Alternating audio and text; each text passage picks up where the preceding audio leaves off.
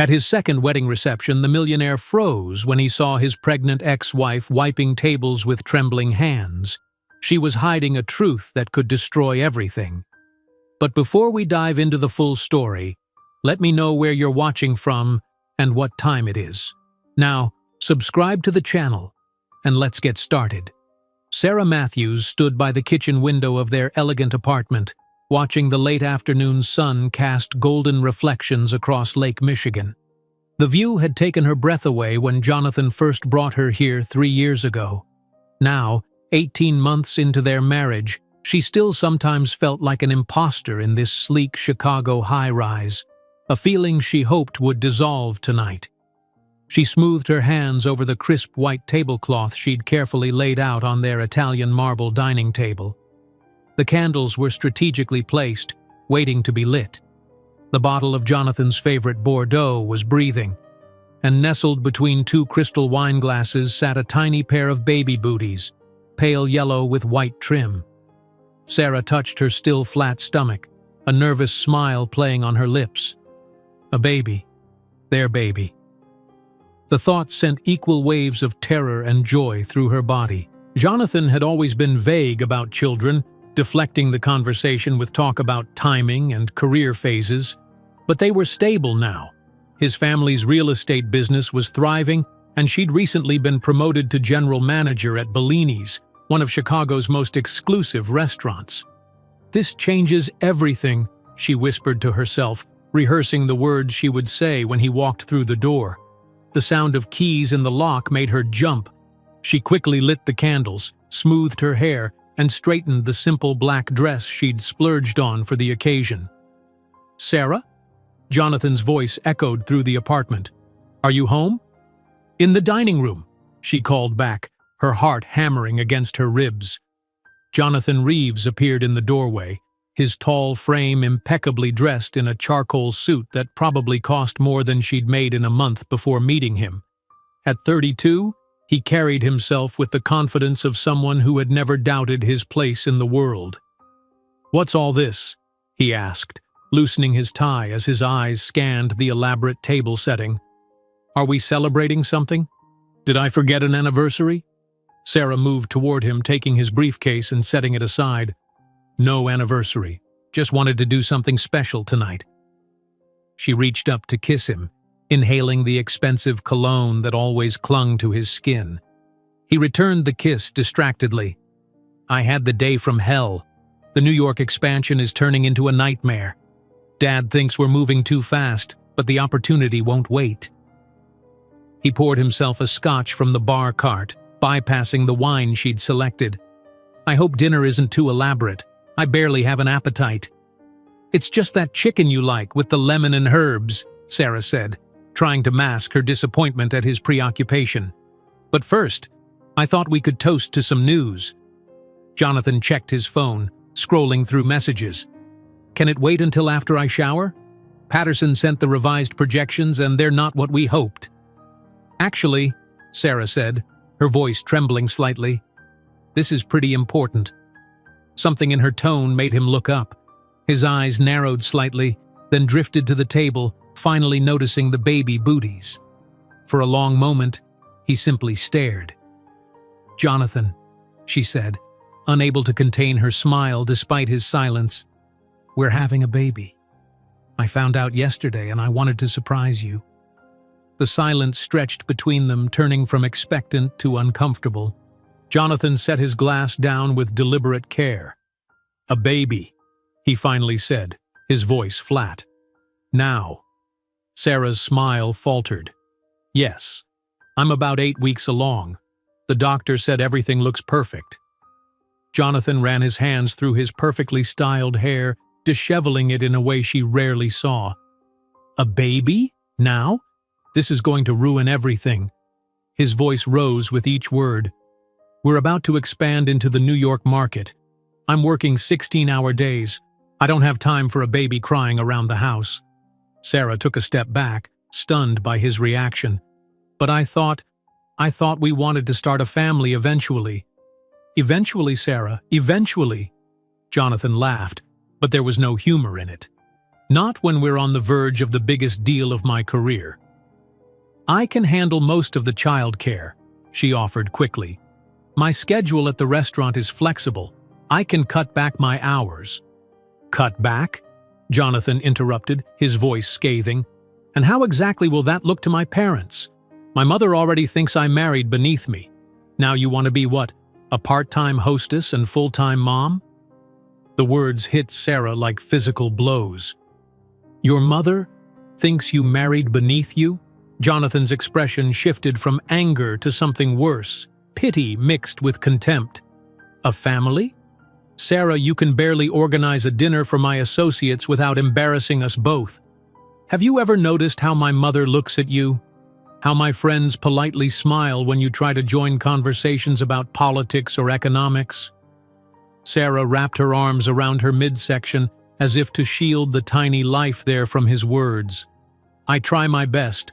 I'm learning. Learning? He shook his head. It's been 3 years. Some things can't be learned, Sarah. Some things you either have or you don't. Tears welled in her eyes. I don't understand. I thought we were happy. I thought you loved me. I do love you, he said, but the words sounded hollow. But love doesn't change reality. Let's be honest here. You'll always be that waitress from Indiana trying to pass herself off as someone important.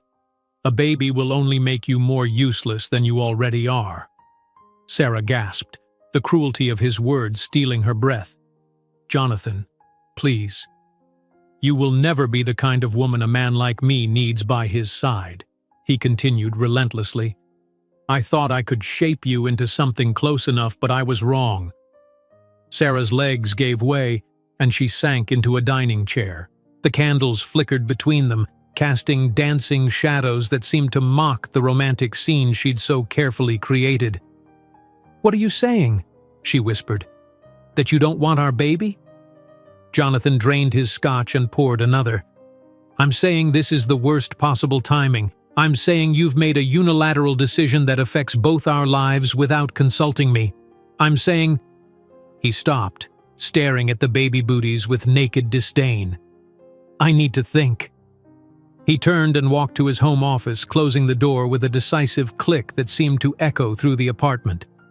Sarah remained at the table, the untouched food growing cold, the candles burning lower, casting their warm glow on a scene that had turned ice cold. Hours later, after crying herself into exhaustion in their bedroom, Sarah heard Jonathan making phone calls in his office.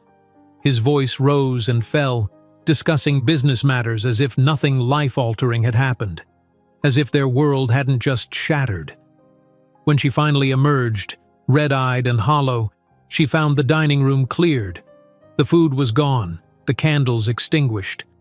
In the kitchen trash can, partially hidden beneath vegetable peelings, were the yellow baby booties. Sarah retrieved them with trembling hands, brushing away a smear of sauce. She carried them back to the bedroom, where she curled on her side of the bed, cradling them against her chest. Don't worry, little one, she whispered to her still flat stomach. You are enough for me. You will always be enough. In the weeks that followed, Jonathan became increasingly distant and cruel. Where once he had corrected her social missteps with gentle guidance, he now pointed them out with biting commentary. Where he had once proudly introduced her at functions, he now left her to fend for herself among people who clearly viewed her as an amusing curiosity, the common girl who had somehow snagged Jonathan Reeves. You're showing, he commented one morning, 3 months after her announcement, eyeing her changing body with distaste. None of your cocktail dresses will fit for the Henderson Gala. I can get a maternity dress, Sarah suggested quietly. Jonathan laughed. Perfect. You can waddle around the ballroom spilling drinks on my potential investors. That evening, he placed a manila envelope on the marble coffee table as Sarah sat reading a pregnancy book. What's this? She asked, reaching for it. Divorce papers, he said casually, as if discussing the weather. I've signed my part. You should read them carefully. Remember the prenuptial agreement you signed? You walk away with what you brought in, nothing. Sarah stared at him, unable to comprehend the coldness in his eyes. "You're divorcing me because I'm pregnant?" "I'm divorcing you because this marriage was a mistake," he replied. "I thought a small-town girl would be grateful, loyal. Instead, you've trapped me with a pregnancy I never wanted." "Trapped you?" Sarah's voice rose with indignation. "It takes two people to make a baby, Jonathan. And it takes one signature to end a marriage," he countered smoothly. "I'm moving to New York tomorrow. The attorney says you have 30 days to vacate the apartment." 30 days? Where am I supposed to go?" Panic rose in her throat. "I'm pregnant, Jonathan." "That's not my problem anymore." He straightened his cuffs, a gesture so familiar it made her heart ache despite everything. "It was a mistake to think a girl from Indiana could adapt to my world. You should go back where you belong." That night, while Sarah sobbed into her pillow, Jonathan methodically packed his belongings. She heard him making calls, canceling their joint credit cards, instructing his assistant about the move. When she finally fell into fitful sleep, she dreamed of falling, endlessly falling, with no one to catch her. In the morning, he was gone. So was every dollar from their joint accounts.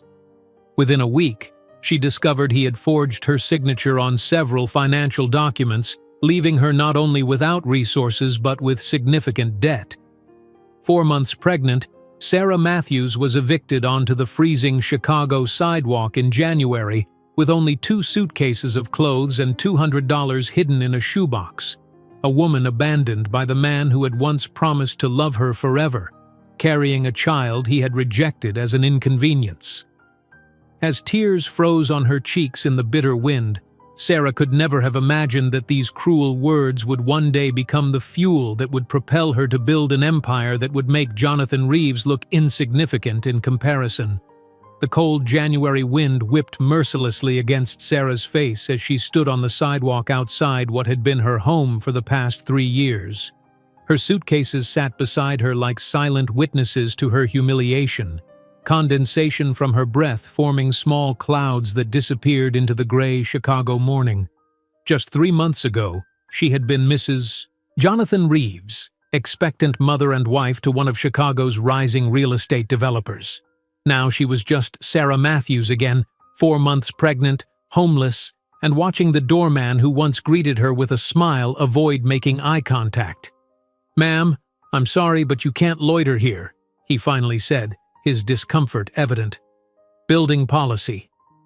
Sarah nodded numbly, her gloved hands instinctively moving to her slightly rounded belly. "Of course, I understand. I'm just waiting for my Uber." The lie came easily, preserving what little dignity she had left. There was no Uber coming. The $200 hidden in a shoebox in her larger suitcase needed to last until she figured out what to do next.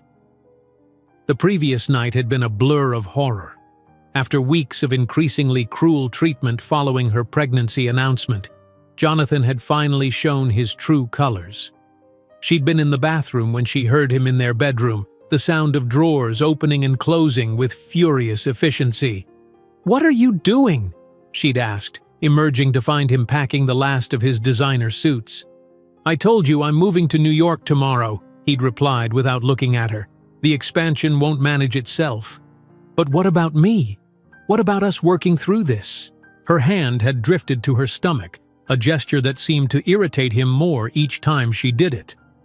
Jonathan had finally turned to her, his handsome face set in lines of cold determination. "There is no us to work through, Sarah. I've emptied our joint accounts. Well, my accounts that I generously gave you access to.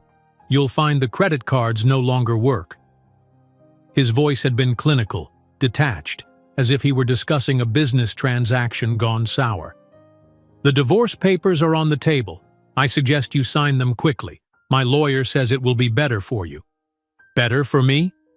The shock had made her voice rise. "How is any of this better for me?" His laugh had been the cruelest part, short, dismissive, laced with contempt. "Because if you fight me on this, I'll make sure everyone knows how you trapped me, how you planned this pregnancy behind my back." "That's not true. We both—" "It's your word against mine, Sarah. Who do you think people will believe? The Indiana waitress with expensive taste or the Reeves family heir? Now, standing in the biting cold, Sarah pulled out her phone and stared at the banking app that had once shown a comfortable joint account balance. Where there had been thousands, there was now a glaring red negative number, 427.86, overdraft fees. Jonathan hadn't just emptied the accounts. He'd ensured she would start her new life in debt. With trembling fingers, she tried her credit card next, attempting to book a hotel room for the night. Card declined flashed on the screen, confirming what she already knew. Every financial lifeline had been severed. Sarah hailed a taxi, giving the driver Lauren's address, the only friend who might still take her in. During the ride, she frantically called the restaurant where she worked as a manager. "Antonio's office, please," she said when the hostess answered. "Sarah?" Antonio's Italian accent came through moments later. "Where are you? You missed the supplier meeting." "I'm so sorry, Antonio. There's been a personal emergency. Jonathan and I—" "Ah, yes," he interrupted, his voice suddenly cooler. "Your husband called this morning. He explained everything." Sarah's blood turned to ice. "What did he explain exactly?" "That you've been having difficulties, emotional problems, that you might try to involve the restaurant in your personal issues." His voice softened slightly. "Look, Sarah, you're a good manager, but we can't have drama here. The investors are nervous. I think it's best if you take some time off. Paid leave, of course. Paid leave that would eventually become unpaid leave, then termination." Sarah knew how these things worked. By the time the taxi pulled up to Lauren's modest apartment building, Sarah had been effectively cut off from her job, her home, her finances, and most of her social circle. 3 voice messages from supposed friends had already arrived, each awkwardly explaining why they couldn't get involved in whatever was happening between her and Jonathan.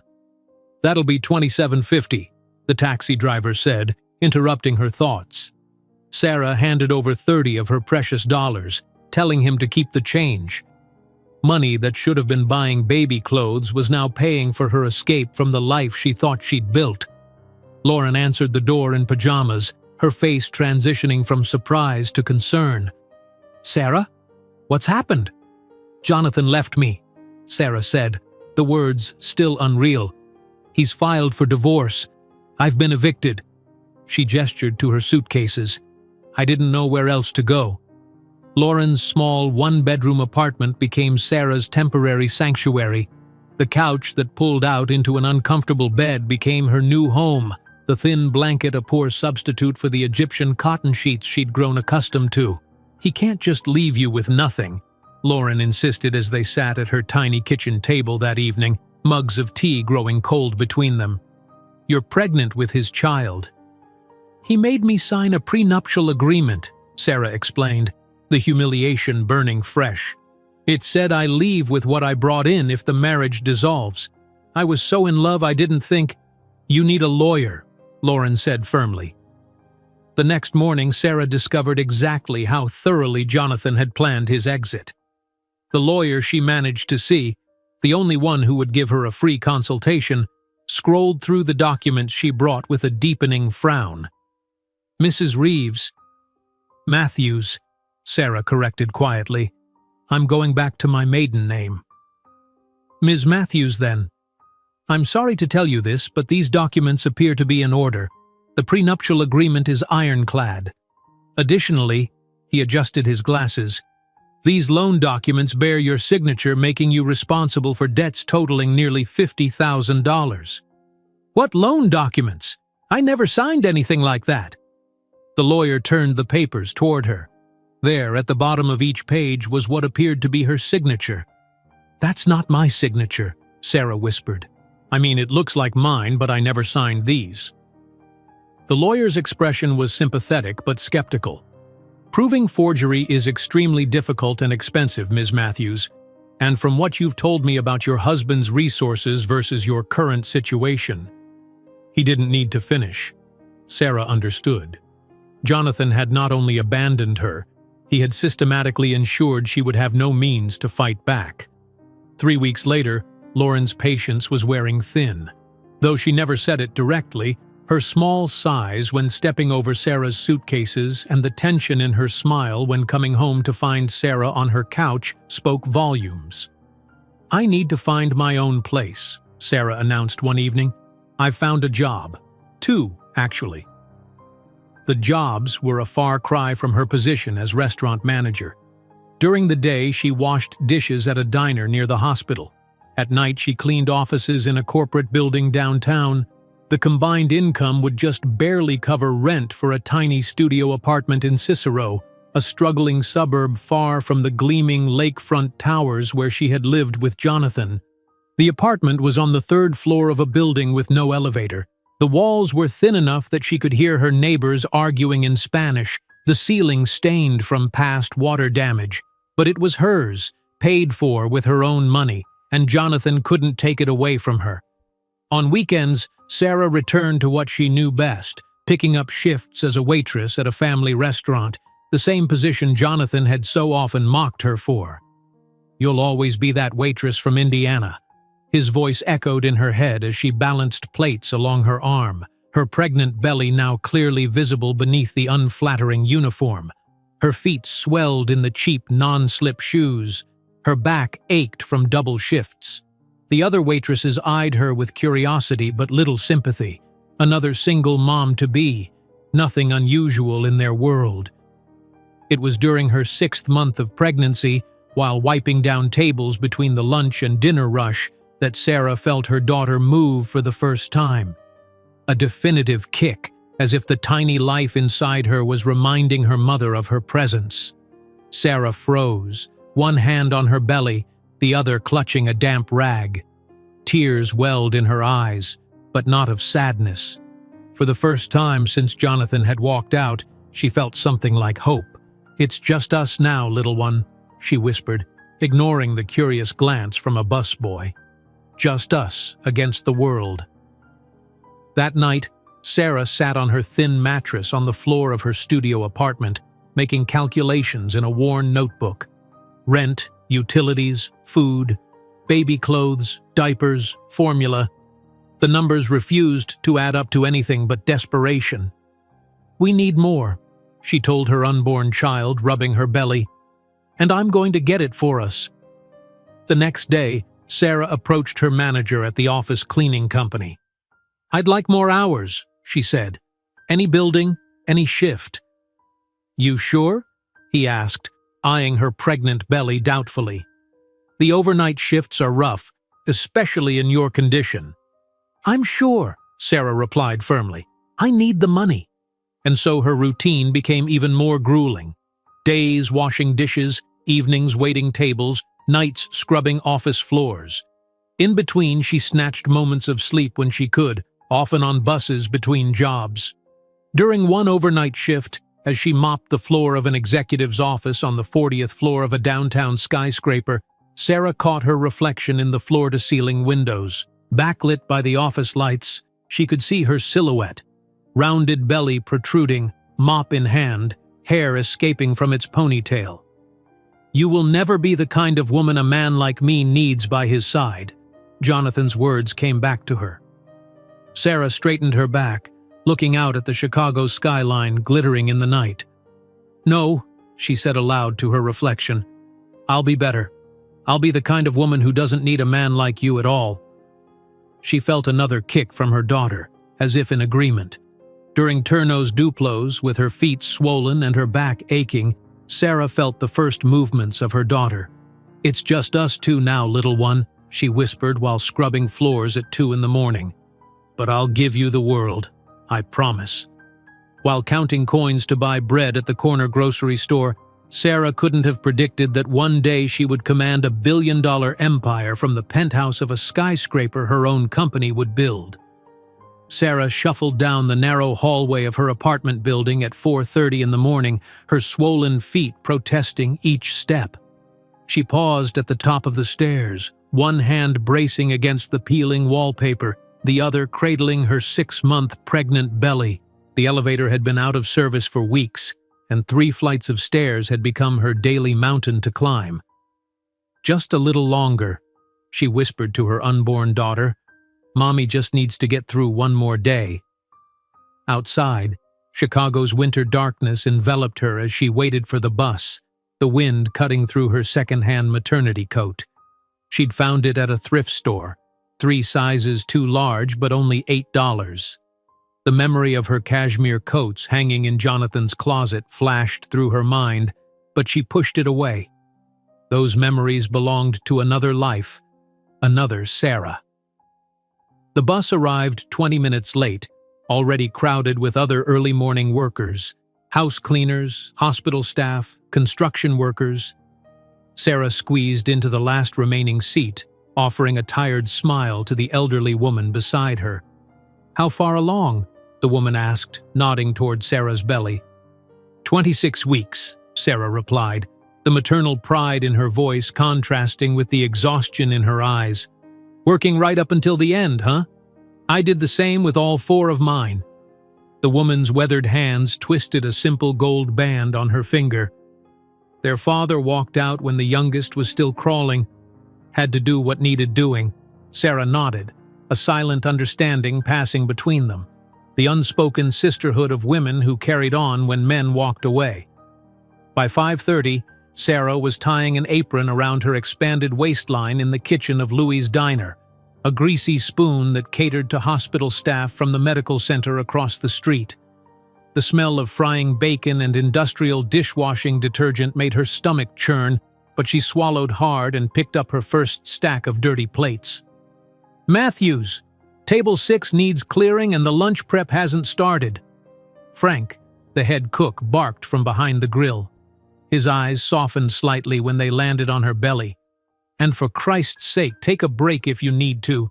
Don't need you collapsing on my floor." Sarah nodded gratefully. Frank's gruff concern was the closest thing to kindness she'd found in her new reality. She attacked the mountain of dishes with methodical efficiency, her mind already calculating the hours until her next shift, the dollars until next month's rent, the weeks until her daughter would arrive. The morning rush brought a seemingly endless stream of plates, cups, and silverware. By 11, Sarah's back was on fire, a sharp pain radiating up from her tailbone. She leaned against the industrial sink, allowing herself 30 seconds of rest before straightening up again. "Taking your break now, Sarah?" asked Denise, the diner manager, poking her head into the kitchen. "Just catching my breath. I'll take it later when it's slower." Denise frowned. "You're pushing too hard. My sister was the same way when she was pregnant, ended up with bed rest for the last 2 months." "I can't afford bed rest," Sarah replied simply, picking up another tray of dirty dishes. During her actual break, Sarah sat in the alley behind the diner, eating leftover toast and eggs that a customer had barely touched. The shame of eating discarded food had faded weeks ago, replaced by practical hunger and the knowledge that her daughter needed every calorie she could provide. As she ate, she reviewed flashcards of basic accounting terminology, knowledge gleaned from the community college courses she'd started before meeting Jonathan. Her phone vibrated with a text from Lauren. "Got an interview! Marketing assistant at Thompson & Cober, fingers crossed!" Sarah smiled, genuinely happy for her friend despite the pang of envy. Lauren had let her stay on that cramped sofa for nearly a month, a kindness Sarah wouldn't forget. At 2:30, Sarah clocked out from Louie's and boarded another bus, this time heading to her second job at Midwest Cleaning Services. There, she exchanged her food-stained apron for a blue polyester uniform with MCS embroidered on the pocket. The supervisor, a heavy-set man named Roy, eyed her growing belly with disapproval as he handed out assignments. "Matthews, you've got the Carson building tonight, 15th through 18th floors."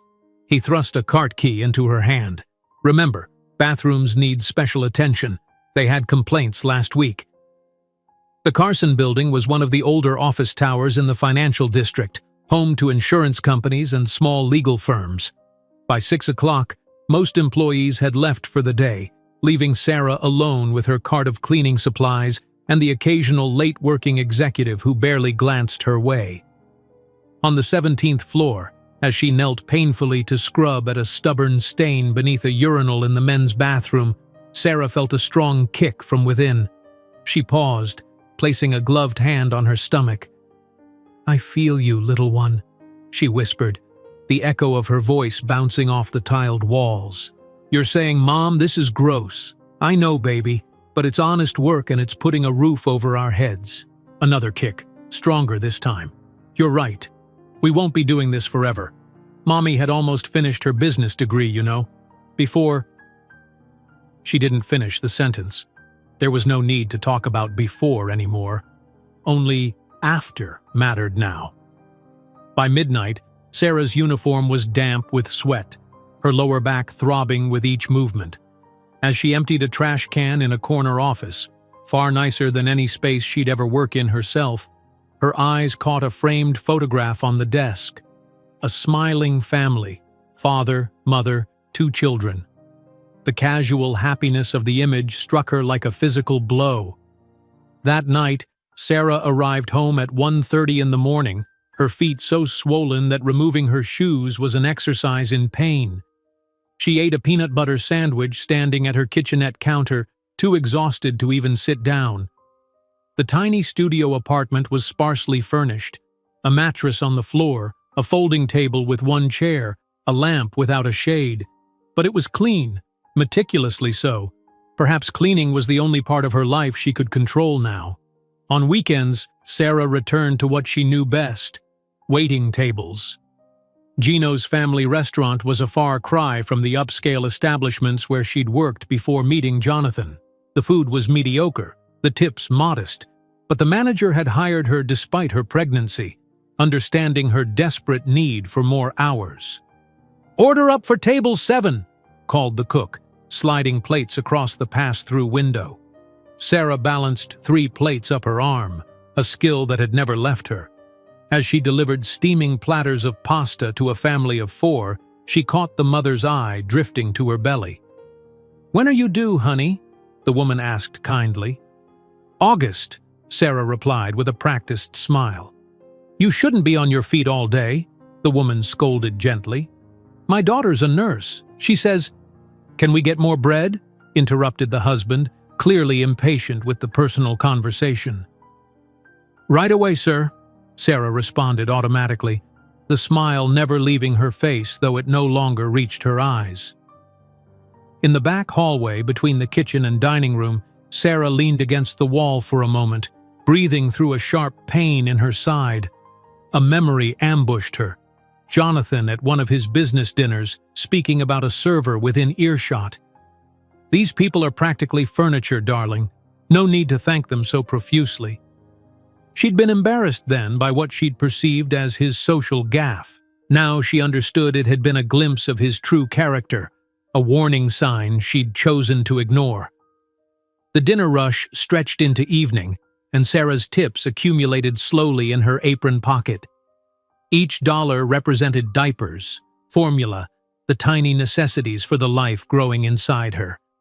During a rare lull, she calculated mentally, if she worked every available shift for the next 2 months, she might, just might, have enough saved for the basics her daughter would need.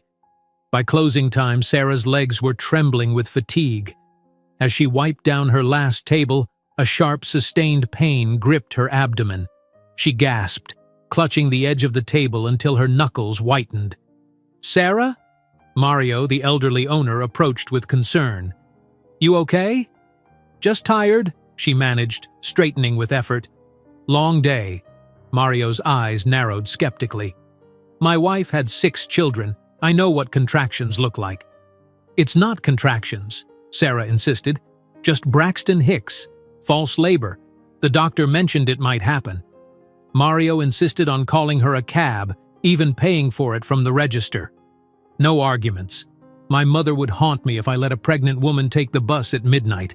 At home, Sarah lowered herself carefully onto her mattress, not even bothering to change out of her uniform. The pain had subsided, but fear lingered. She was only 28 weeks along, too early for her daughter to arrive safely. "Stay put, little one," she murmured, rubbing slow circles on her belly. "We're not ready yet. I need more time to prepare for you." As if in response, she felt a reassuring movement. gentler than the earlier kicks. Sarah smiled despite her exhaustion. In these quiet moments, when it was just the two of them communicating in their private language of touches and movements, she found a peace that sustained her through the grueling days. "Somos só nós duas agora, pequena," she whispered in the Portuguese she'd learned during a study abroad year, another life ago. "We're just us two now, little one, but I'll give you the world, I promise." The promise hung in the air of the tiny apartment, a declaration of intent more binding than any marriage vow. Sarah's eyelids grew heavy, sleep finally claiming her as dawn approached. In a few short hours, she would rise again, return to her cycle of cleaning, serving, surviving. But something had shifted within her, a seed of determination taking root alongside the child in her womb. As she drifted off, Sarah could not know that in a crowded restaurant 3 days later, her body would finally surrender to the relentless strain. Nor could she imagine that her collapse onto the checkered floor would become the first step on a path that would lead her from this desperate struggle to heights of success beyond anything she had ever dreamed possible. The harsh fluorescent lights of Chicago Memorial Hospital cast an unforgiving glow on Sarah's pale face as she blinked awake. Confusion washed over her, followed by a jolt of panic as her hands flew to her belly. "The baby!" she gasped, trying to sit up. "Easy there," came a gentle voice. A nurse with kind eyes gently pressed her back against the pillows. "Your little one is just fine. Strong heartbeat. Everything normal. It's you we've been worried about." Sarah sank back, relief flooding through her. The events that had led her here came back in fragments. The busy dinner rush at Gino's, the dizziness that had crept up suddenly, the sensation of the floor rushing up to meet her. Then nothing. "You fainted," explained the nurse, checking the IV dripping fluids into Sarah's arm. "Severe dehydration, exhaustion, and low blood pressure. Doctor says you've been pushing yourself way too hard." Before Sarah could respond, the door opened, revealing a woman she didn't recognize. Tall, with silver-streaked black hair and an air of quiet authority. She wore an expensive-looking charcoal pantsuit that made Sarah acutely aware of her own faded hospital gown. "You're awake. Good." The woman approached the bed. "I'm Barbara Winters. I was having dinner at Gino's when you collapsed. I rode with you in the ambulance." Sarah flushed with embarrassment. "You didn't have to do that. I'm sorry for ruining your dinner." Barbara waved away the apology. "I've had better meals and worse interruptions." She studied Sarah with shrewd eyes. "The nurse tells me you've been working 3 jobs, while 7 months pregnant." It wasn't a question, but Sarah answered anyway. "I don't have much choice." "There are always choices," Barbara replied, pulling up a chair beside the bed. "Some are just harder than others."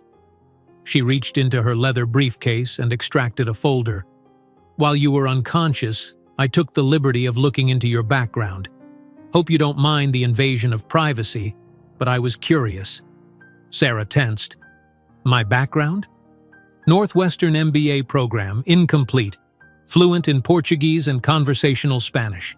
Previous management experience at 2 upscale Chicago restaurants." Barbara listed these facts clinically. "So I have to ask, why are you washing dishes and scrubbing floors at 2 in the morning?" The question hung in the air, loaded with implications. Sarah looked away, tears threatening. The nurse, sensing the tension, quietly excused herself. "Life happened," Sarah finally said, her voice barely audible. Barbara's expression softened.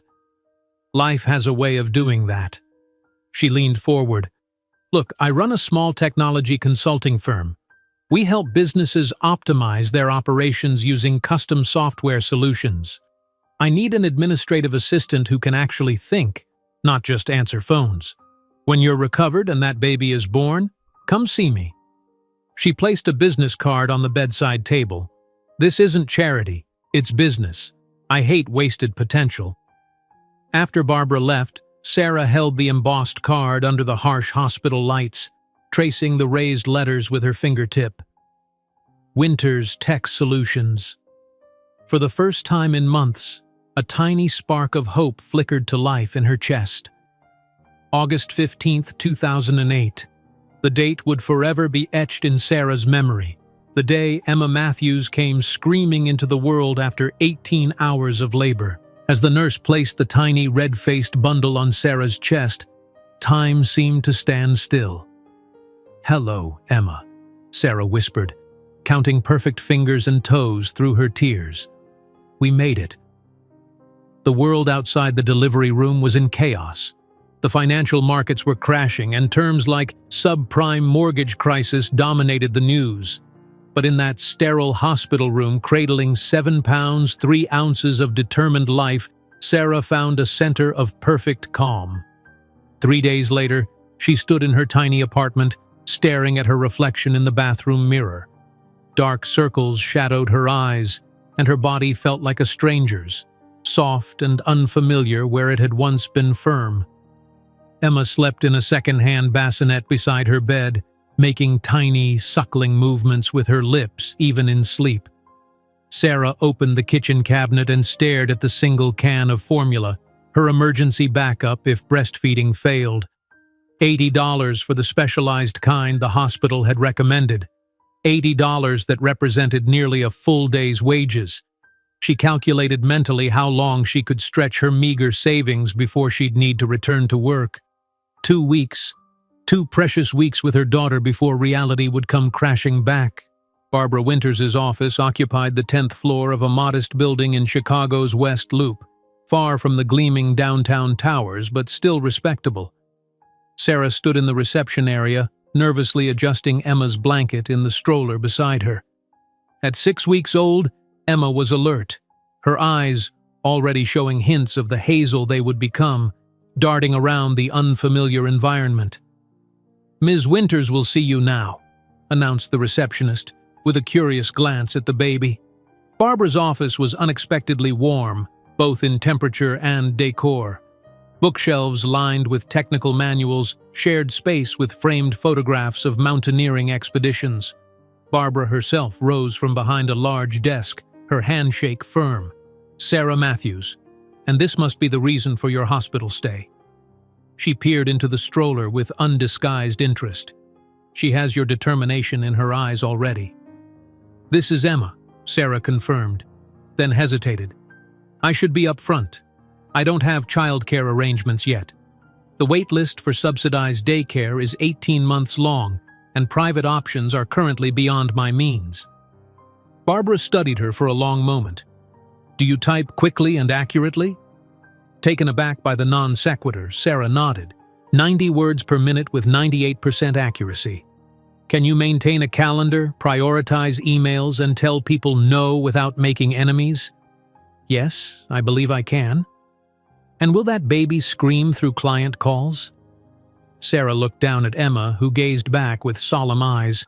"She's generally quiet unless she's hungry or needs changing, but I can't promise." "Nobody can promise anything about babies," Barbara interrupted with a dismissive wave. "My sister has 5. They're all wild cards." She gestured to an alcove beside her office. "That space is currently storing obsolete servers and dust. Clear it out. Bring in whatever you need for the baby. You start Monday, 8 o'clock. Sarah blinked, uncertain she'd heard correctly. "You're hiring me? Just like that?" "This isn't charity, Sarah." Barbara repeated her words from the hospital. "I saw your resume. You're exactly what we need. The baby is simply a logistical consideration, not a disqualifier." Sarah's first day at Winter's Tech Solutions began at 5 in the morning, preparing bottles, packing diapers, and dressing both Emma and herself presentably on a budget that allowed for no new clothes. The bus ride downtown was a gauntlet of anxiety. Would Emma cry? Would the other passengers be annoyed? Would she arrive looking professional enough? By 8:15, she was settled at her new desk, a makeshift nursery created from office dividers forming a semi-private space beside her. Emma lay in a portable crib constructed from a large file box lined with soft blankets, her eyes wide as she studied the ceiling tiles above. "I see you've repurposed company property already," Barbara commented, appearing suddenly at Sarah's desk. But there was amusement in her eyes, not censure. The first week passed in a blur of new systems to learn, names to memorize, and baby schedules to maintain. Sarah often worked one-handed, cradling Emma against her shoulder while typing with her free hand. During conference calls, she learned to mute the line quickly when Emma fussed, and to change diapers with ninja-like stealth. Initially, some colleagues eyed the baby situation with skepticism, but Emma's solemn gaze and Sarah's quiet efficiency gradually won them over. Tom from accounting brought in a proper portable crib his grandchildren had outgrown. May from software development would occasionally hold Emma during lunch breaks, cooing to her in Mandarin. "Early language exposure is excellent for cognitive development," she explained seriously. At night, Sarah's education truly began. After putting Emma to sleep, she would pull out her laptop, an ancient sluggish machine she'd purchased from a pawn shop, and study. Technology news, market trends, basic programming concepts. Barbara had casually left books on her desk, just some light reading if you're interested, and Sarah devoured them, highlighting passages with a pen salvaged from a conference room. One night, as Sarah nursed Emma at 3 in the morning, she watched a news report about the worsening economic crisis. Banks failing, jobs vanishing, lives upended. "The entire financial system is being rebuilt from the ground up," intoned the serious-faced reporter. Sarah looked down at her daughter, tiny hand curled around her finger. "If everything is being rebuilt," she whispered, "there's room for us to build something too." 3 months into her new position, Sarah received her first opportunity to truly prove herself.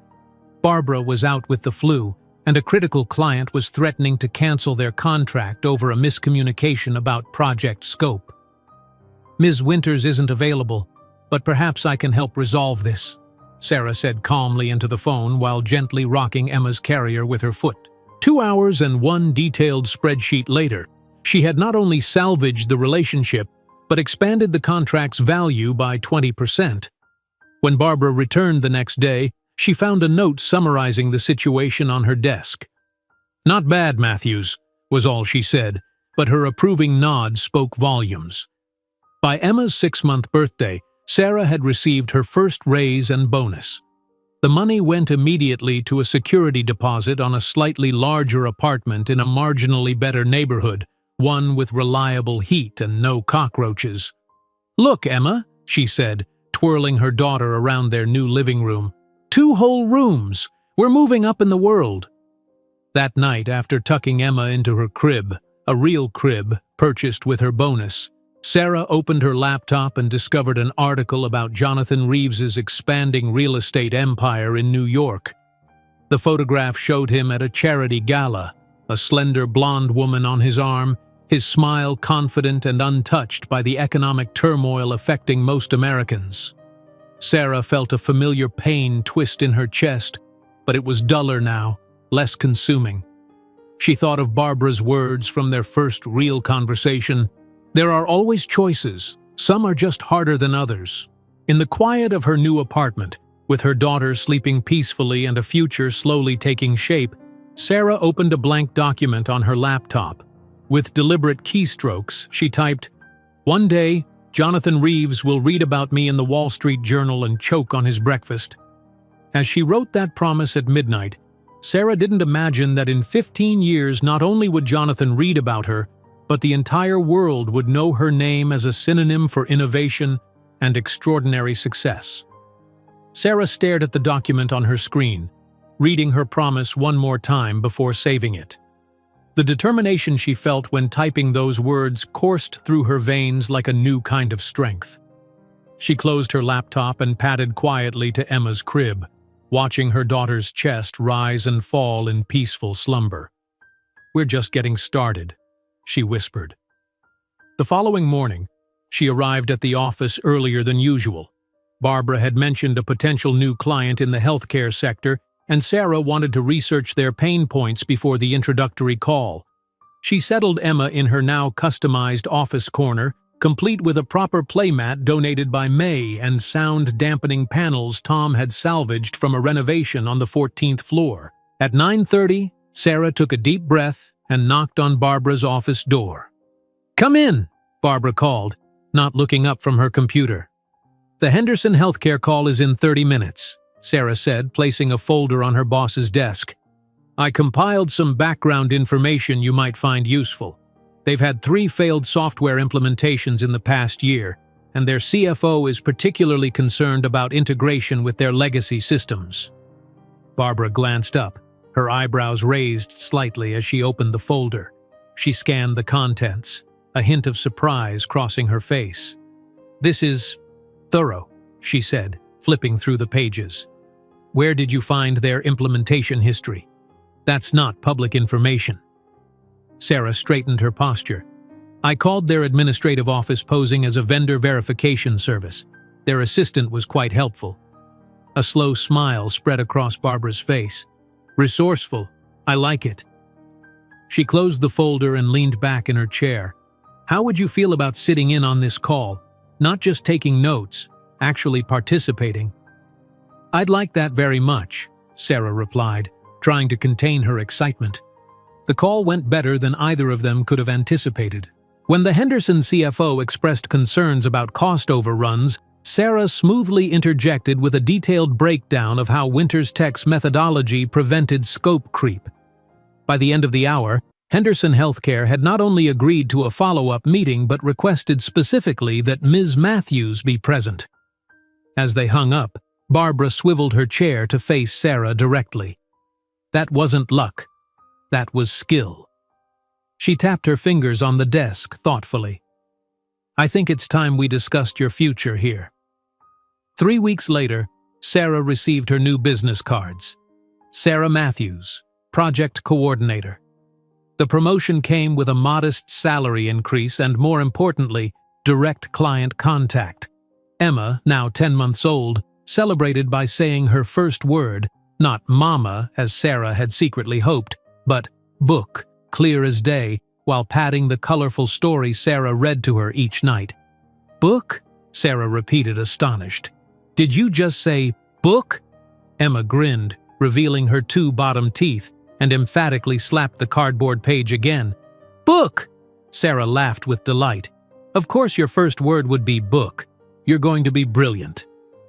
As project coordinator, Sarah's responsibilities expanded significantly. She now managed client communications, coordinated between developers and end users, and tracked project milestones.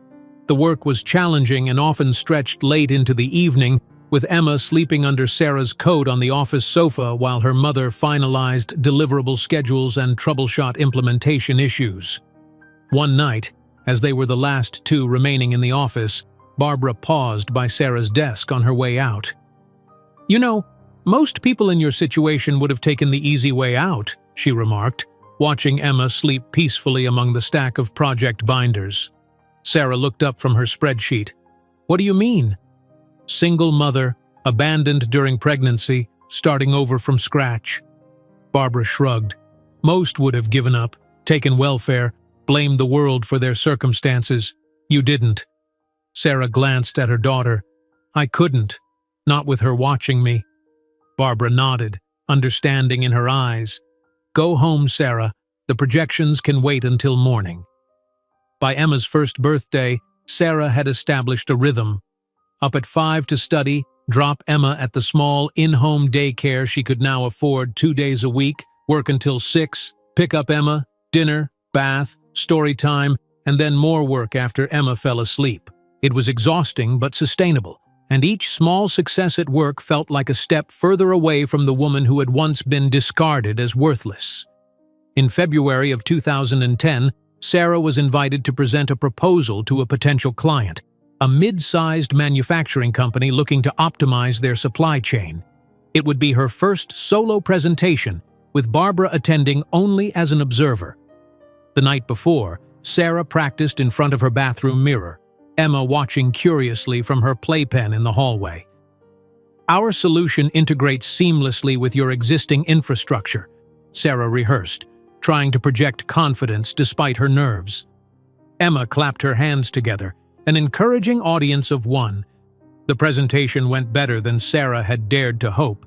Her detailed understanding of the client's pain points, combined with practical solutions that acknowledged budget constraints, resonated with the executive team. When the manufacturing company's CEO shook her hand afterward and said, "You understand exactly what we need," Sarah felt a surge of professional pride unlike anything she'd experienced before. On the elevator ride down, Barbara was uncharacteristically quiet. "Was something wrong with my presentation?" Sarah finally asked, anxiety creeping into her voice. Barbara shook her head. "No, quite the opposite.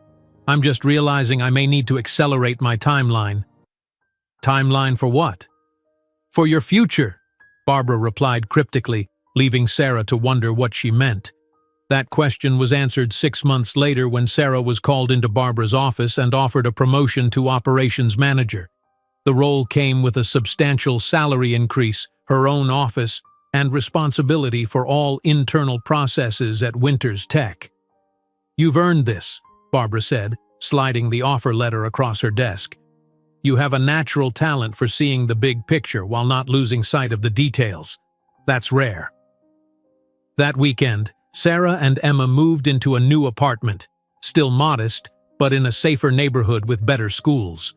As they unpacked their few belongings, Sarah hung her Northwestern MBA acceptance letter on the wall alongside her new business card and a finger painting Emma had created at daycare.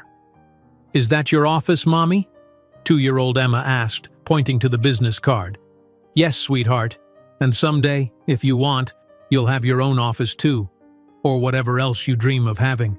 Emma nodded seriously, as if filing this information away for future reference. As operations manager, Sarah quickly identified inefficiencies in how Winters Tech handled client onboarding.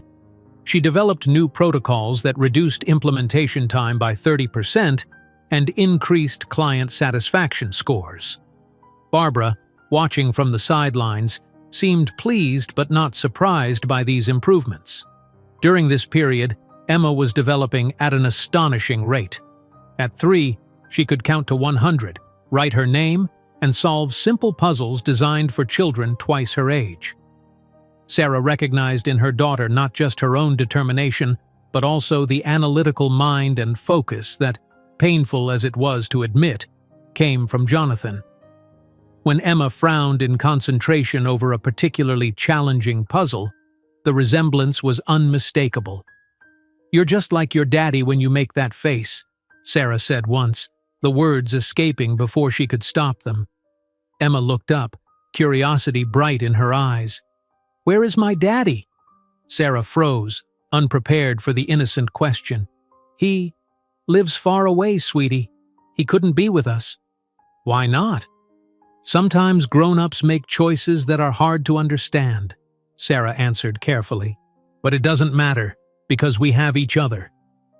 Emma seemed to accept this explanation, returning to her puzzle with renewed determination. But Sarah knew the questions would return someday, more insistent and difficult to deflect. In the summer of 2012, Barbara invited Sarah to dinner at an upscale restaurant, the kind of place Sarah had once frequented with Jonathan. As they waited for their entrees, Barbara seemed uncharacteristically reflective. "I've been doing this for 27 years, she said, swirling her wine thoughtfully. "Built this company from nothing, survived 2 recessions, saw technologies come and go. It's been a good run." "You sound like you're saying goodbye," Sarah observed, suddenly alert. Barbara smiled. "Perceptive as always. I'm 65, Sarah. I want to travel, read books that aren't about software architecture, maybe learn to paint. I'm ready for my next chapter." "The company will need new leadership," Barbara finished for her. "Someone who understands both the technical and human sides of the business. Someone with vision, determination, and the ability to build something greater than what exists now." Sarah felt her pulse quicken. "Barbara, are you saying—" "I want you to buy the company, Sarah." Barbara set down her glass. "Not immediately. I'm not dumping it in your lap tomorrow. But over the next 5 years, I'll finance it myself, with terms that make sense for someone in your position. You'll transform it into something extraordinary. I'm certain of that." Sarah sat in stunned silence, emotions washing over her in waves. 4 years ago, she had been pregnant, abandoned, scrubbing toilets at midnight to survive. Now she was being offered the chance to own the company where she'd rebuilt her life. "Why me?" she finally asked. "You could sell to a competitor, get a much better price." Barbara leaned forward. "Because money isn't everything, and legacy matters. I didn't build Winters Tech to see it absorbed by some soulless corporation. I built it to solve problems and create opportunities." She smiled warmly. "Also, I've never seen anyone work harder than you, or care more deeply about doing things right." As Sarah signed the documents to acquire her first company, she had no idea she was laying the cornerstone of what would become one of the largest business empires built by a woman in American history. The signed acquisition papers sat on Sarah's desk, her signature still fresh on the dotted line. She ran her fingers over the embossed letterhead, Winters Tech Solutions. Except now, the papers beside it outlined the gradual transition to Matthews Consulting. Her company. The thought still felt surreal, like a dream she might wake from at any moment. "So, boss lady," Barbara said from the doorway, a rare smile softening her features. "What's your first executive decision?" Sarah looked up, determination replacing the momentary disbelief. "We need a company meeting. Everyone, today at 4. That afternoon, Sarah stood before the 15 employees of what was now her company. Knees trembling beneath her modest pencil skirt, she gripped the edge of the conference table to steady herself. "As you all know, Barbara has decided to transition toward retirement," she began, her voice stronger than she felt. "Over the next 5 years, I'll be taking over ownership of the company." She paused, surveying the faces before her, some curious, others concerned. "I want to be clear about my vision. We're going to expand beyond just implementing other people's technology. We're going to innovate." Later that night, after tucking a 4-year-old Emma into bed, Sarah spread market research reports across her small dining table. The economy was still recovering from the recession, leaving countless businesses struggling to adapt. But where others saw only problems, Sarah recognized opportunity. "The energy sector," she murmured to herself, highlighting passages about failing renewable startups. Companies with promising technology were folding daily, unable to secure financing in the tight credit market. Their patents and intellectual property, potentially revolutionary innovations, were being auctioned off for pennies on the dollar. Sarah created a spreadsheet, tracking bankruptcies and asset liquidations in the renewable energy space. 2 weeks later, she found herself at a courthouse auction, the only woman in a room full of investment bankers and corporate vultures. "Lot 17, announced the auctioneer. "Solar concentration patent portfolio from SunDirect Technologies. Opening bid at $15,000. Sarah raised her paddle, ignoring the sideways glances from men in expensive suits. 3 minutes and 7 bids later, she owned her first patent portfolio for $22,000, nearly all the business capital she had managed to secure. "Good luck making anything with that, sweetheart," sneered a gray-haired executive as the room emptied. "SunDirect went under because that technology is fundamentally flawed." Sarah smiled politely. Perhaps they just lacked the right perspective. Back at the office, she pinned the patent documents to her wall and began researching engineering talent.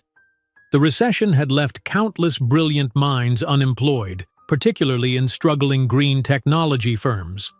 Sarah created job listings offering modest salaries but something potentially more valuable: equity in what she was building. Her first hire was Dr. Raymond Chen, a solar efficiency expert who had been stocking shelves at a hardware store since his previous employer folded.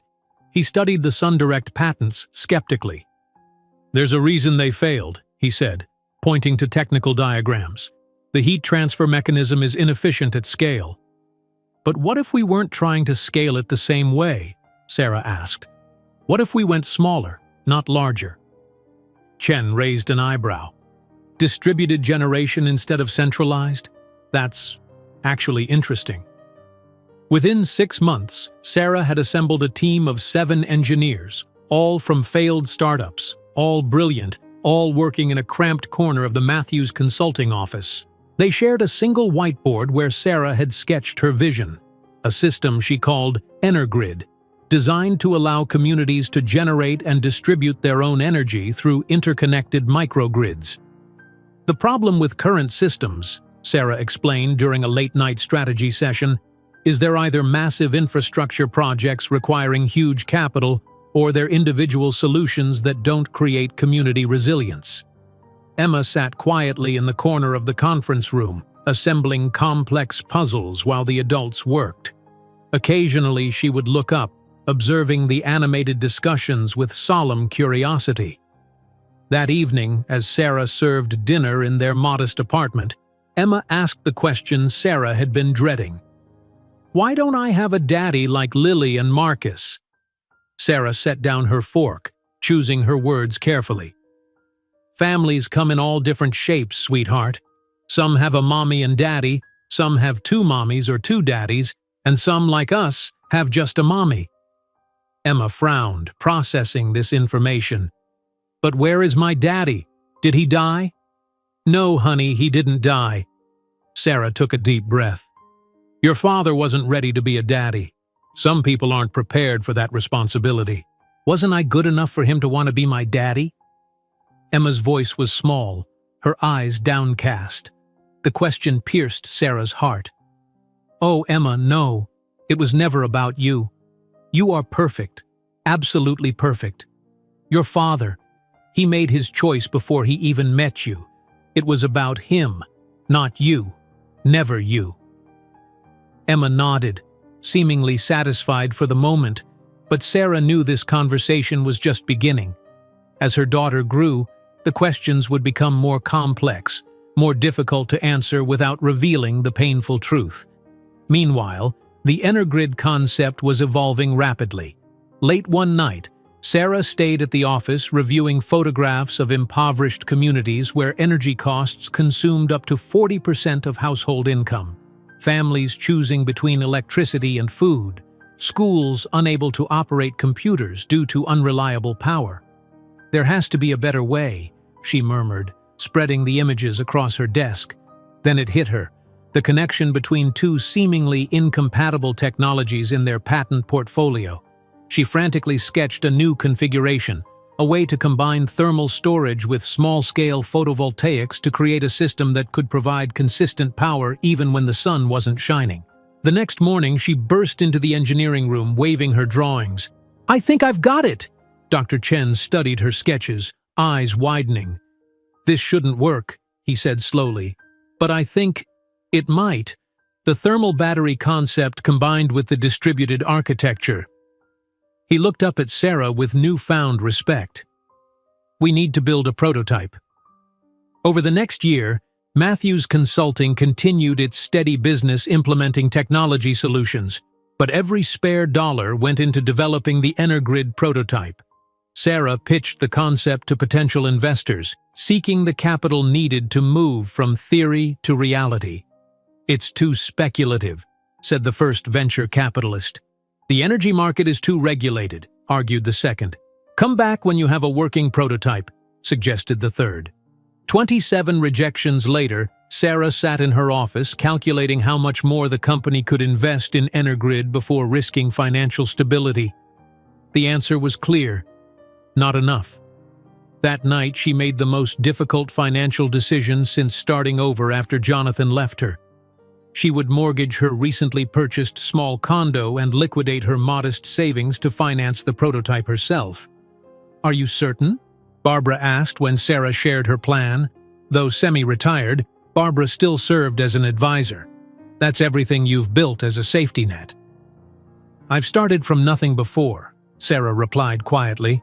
"I can do it again if necessary, but this technology could change lives."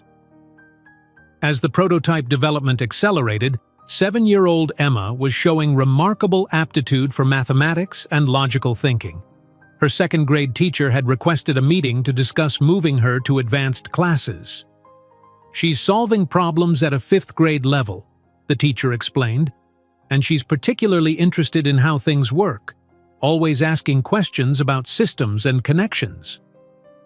Sarah felt a surge of pride mixed with wistful recognition. Emma's analytical mind reminded her of Jonathan. It was a genetic gift he had unknowingly bestowed upon his daughter. One evening, as Sarah reviewed financial projections on her tablet, Emma peered over her shoulder, pointing at a news sidebar featuring a familiar face. "Mommy, this man has the same last name I would have had," she said, finger resting on an image of Jonathan Reeves at a property development announcement in Manhattan. Sarah froze, unprepared for this moment. The article headline read, "Reeves Properties Expands Luxury Portfolio Despite Market Concerns." "Yes," she finally answered, her voice steady. "That's Jonathan Reeves. He's your biological father." Emma studied the image with unsettling intensity. "He looks like me around the eyes." "He does," Sarah agreed, waiting for the flood of questions she anticipated would follow. Instead, Emma simply nodded thoughtfully. "I think I like being Emma Matthews better. Matthews Consulting sounds more important than Reeves Properties." Sarah pulled her daughter close, heart overflowing with love for this remarkable child who somehow always found the perfect thing to say. The Energrid prototype was nearly complete when Sarah received a call that changed everything. The mayor of Millfield, Indiana, a struggling town just 30 miles from where she had grown up, had heard about their project through a mutual connection. "We're facing a budget crisis," Mayor Thompson explained. "Energy costs for municipal buildings are crippling us, and our residents are choosing between heating their homes and feeding their families. We've been following your work, Ms. Matthews. Would you consider implementing your first system here?" Sarah gripped the phone tightly, emotion welling in her throat. Millfield was exactly the type of community she had designed Energrid to help, and its proximity to her roots felt like destiny. "We would be honored," she replied, "but I should warn you, this would be our first full implementation. There are risks." "Sometimes the biggest risks bring the greatest rewards," the mayor replied. "Besides, Indiana folks take care of their own. We'd be proud to support a hometown success story." As she hung up the phone, Sarah couldn't help but recall Jonathan's dismissive words, "You'll always be that waitress from Indiana." Now she would return to those Indiana roots not as a waitress but as an innovator bringing economic hope to a struggling community. The irony wasn't lost on her. The very heritage Jonathan had mocked would now be the launching pad for a technology that could revolutionize energy access across America. As she accepted the opportunity to implement her first project in the same region where she had been considered just a girl from Indiana, Sarah couldn't imagine she was planting the seed of an energy revolution that would, in 8 years, transform her name into a synonym for sustainable innovation throughout the country. The crisp autumn air carried the scent of fallen leaves as Sarah stood at the podium, scissors in hand, ready to cut the ceremonial ribbon stretched across the control station of Millfield's first Energrid system. Behind her, solar panels gleamed in the morning sun, while thermal storage units, disguised as attractive landscaping features, dotted the municipal complex.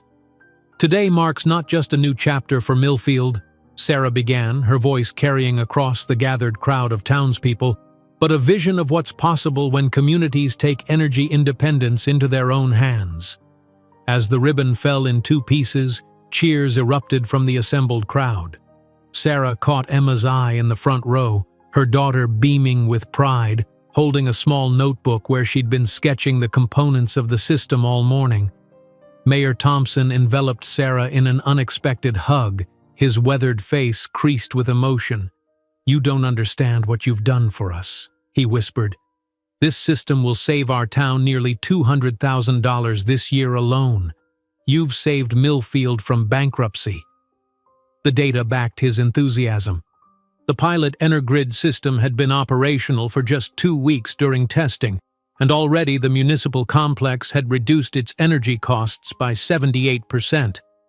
More importantly, The excess energy generated was being directed to the town's community center, which now offered a warm room program for elderly residents struggling to heat their homes. As the crowd dispersed toward the refreshment tables, a local reporter approached Sarah, recorder in hand. "Ms. Matthews, there are rumors that 3 other municipalities have already reached out about implementing similar systems. Is Matthews Consulting planning to expand?" Sarah smiled diplomatically. "We're evaluating several opportunities. The success here in Millfield demonstrates what's possible when innovative technology meets community needs." The reporter scribbled frantically. "Some energy industry analysts are calling your approach revolutionary. How does it feel to be potentially disrupting a trillion-dollar market?" Before Sarah could answer, Emma tugged at her blazer.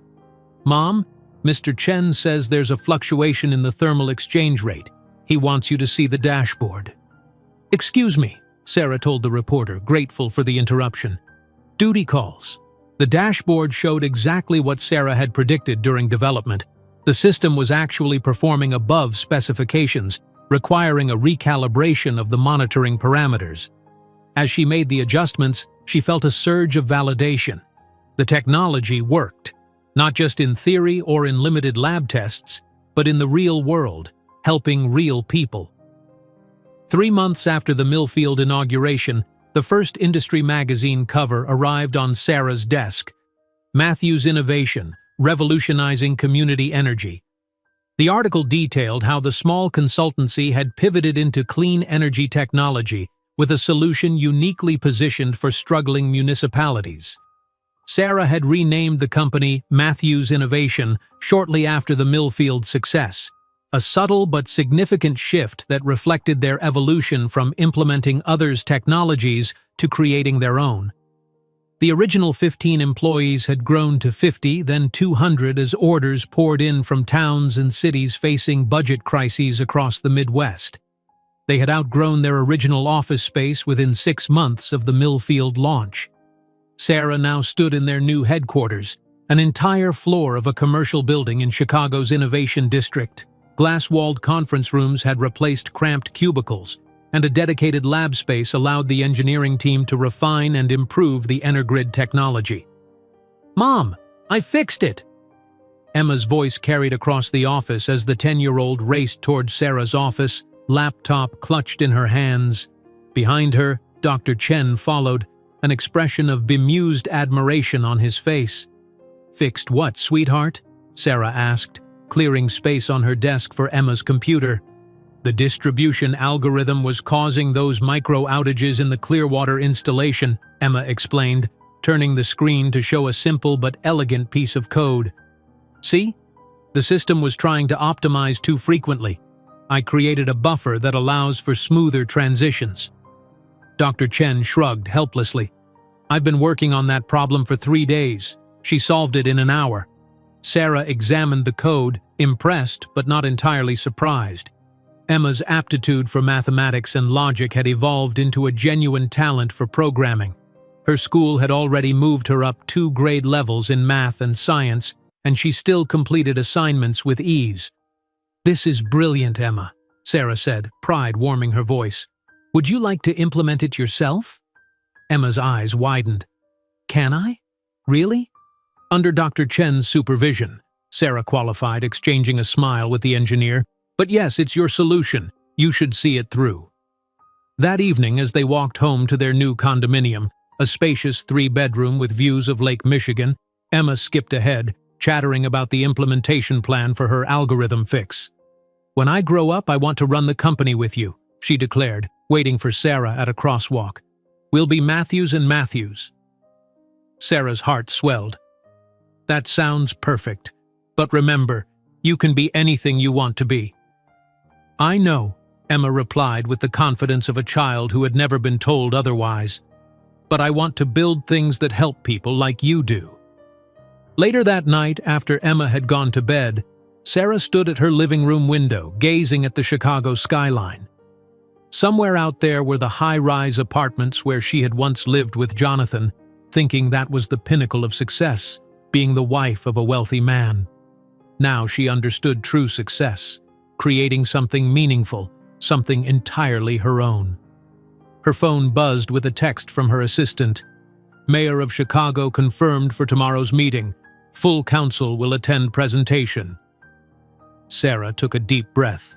The city of Chicago was considering implementing EnerGrid systems in multiple neighborhoods, starting with areas where residents faced the highest energy burdens. If secured, it would be their largest contract yet, and a statement that Matthews Innovation had arrived as a serious player in the energy sector. The following day, Sarah stood before the Chicago City Council, presenting slides that showed the dramatic success of EnerGrid implementations in 12 cities across 3 states. As she explained the financial and social benefits, she noticed a familiar face in the audience, a banker who had once dismissed her funding application with condescending amusement. In conclusion, Sarah said, maintaining eye contact with the banker, Matthews Innovation doesn't just offer energy savings. We provide energy justice, ensuring that communities control their own resources rather than being subject to the whims of traditional utility monopolies. The presentation was met with enthusiastic questions, and by the time Sarah left City Hall, she had a verbal commitment for a pilot program in 3 Chicago neighborhoods. As her car pulled away from the curb, her phone rang.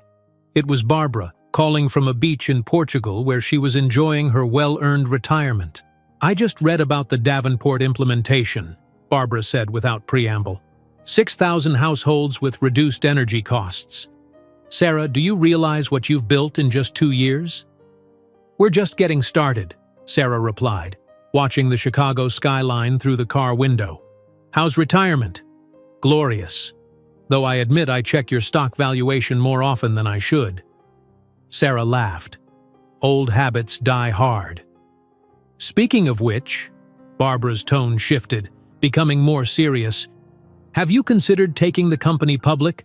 With your growth trajectory and the social impact metrics, you could attract significant capital.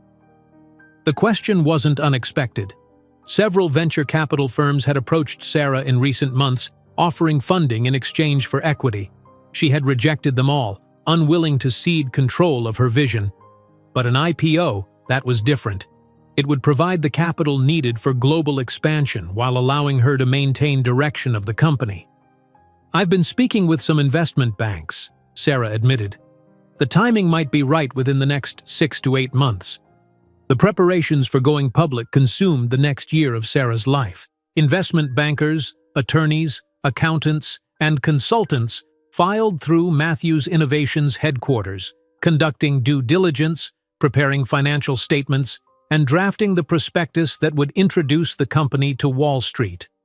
Throughout the process, Emma remained a grounding presence, her straightforward questions often cutting through the financial jargon to the heart of matters. One evening, as Sarah reviewed complex valuation models at their dining table, Emma peered over her shoulder. So people will pay money for pieces of our company because they think it will be worth more later, she asked. Essentially, yes, Sarah confirmed. Emma considered this. But we'll still be the ones deciding what the company does, right? They don't get to tell us how to help people? Sarah hugged her daughter. That's exactly right, and that's why the structure of the IPO is so important. On the morning Matthews Innovation was set to go public, Sarah and Emma stood in their living room watching CNBC's coverage of the market opening. Emma had insisted on wearing a dress for the occasion, though they were viewing remotely rather than ringing the bell in person. Sarah had wanted Emma's school routine disrupted as little as possible. Matthews Innovation, trading under the symbol MTIV, will begin trading when markets open, the announcer explained.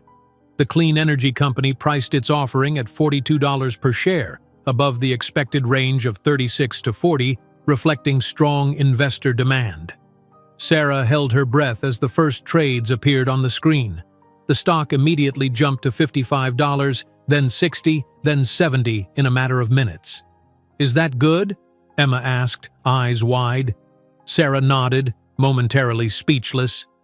By mid-morning, Matthews Innovation shares were trading at $138, a staggering 328% increase from the IPO price.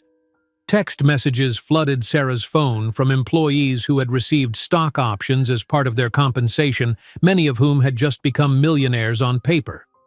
That evening, as financial news programs dissected Matthews Innovations' extraordinary market debut, Sarah received an email from Barbara containing only a screenshot of Sarah's bank account balance and the words, "Proud doesn't begin to cover it." Sarah stared at the number on the screen, trying to comprehend its meaning. In a single day, her net worth had increased to 9 figures. The girl who had once been evicted onto a freezing Chicago sidewalk with $200 to her name was now, by any definition, extraordinarily wealthy.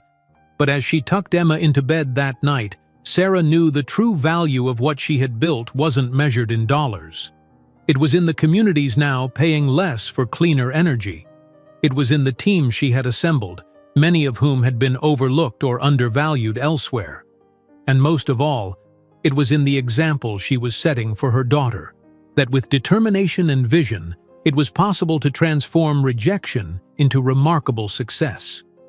As the screens in Times Square displayed the surprising market value of Matthews' innovation, Sarah didn't know that her new visibility would put her on a collision course with the past she had left behind, in a confrontation no one could predict. The morning news coverage of Matthews Innovations' extraordinary market debut continued for weeks, catapulting Sarah from successful entrepreneur to business celebrity almost overnight. Financial analysts who had never heard her name now dissected her business strategies on cable news. Industry publications that had once ignored her emails now begged for exclusive interviews. 5 years after that transformative IPO, Sarah stood on the helipad atop the gleaming 60-story Matthews Tower in downtown Chicago. The spring wind whipped her carefully styled hair as she watched the approaching helicopter, its blades slicing through the early morning air. Behind her, a team of executives waited, tablets and portfolios clutched in nervous hands. The helicopter touched down with precision, its door sliding open to reveal Craig Jennings, Matthews Innovations' new director of Asian operations, returning from a 2-week trip to Singapore with news Sarah was eager to hear. "The deal is done," Craig announced as he ducked beneath the slowing rotors, a triumphant smile spreading across his face. "The Singapore government signed off this morning. We break ground on the first Southeast Asian Energrid implementation next month." Sarah nodded, professional satisfaction warming her chest. "Excellent work. Let's move the discussion inside, shall we? The team is eager for details."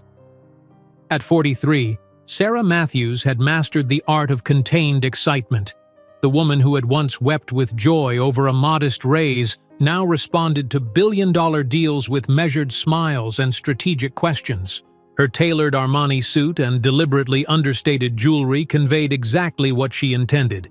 Here was a woman whose power required no flashy advertisement. The Matthews Tower, a LEED Platinum-certified marvel of sustainable architecture, housed the headquarters of what had become an energy empire valued at $8.7 billion. From her office on the 56th floor, Sarah could see the Lake Michigan shoreline where, 15 years earlier, she had walked in desperate circles, pregnant and abandoned, trying to figure out how she would survive the week. "The board meeting will begin in 5 minutes, Ms. Matthews," her executive assistant announced through the intercom. "They're assembled in the main conference room." "Thank you, Jennifer," Sarah replied, gathering her materials. "And has Dr. Hirsch confirmed for the 3 o'clock video call with Emma?" "Yes, he and the MIT team are all set up. Emma sent a message that she'll be joining from the physics lab." Sarah smiled. Her daughter, now 15, was thriving in MIT's special program for exceptional young minds. Emma's algorithm for optimizing energy distribution across microgrids was already being implemented in Matthews Innovations' newest systems, improving efficiency by an additional 12%, a breakthrough that seasoned engineers with decades of experience hadn't achieved.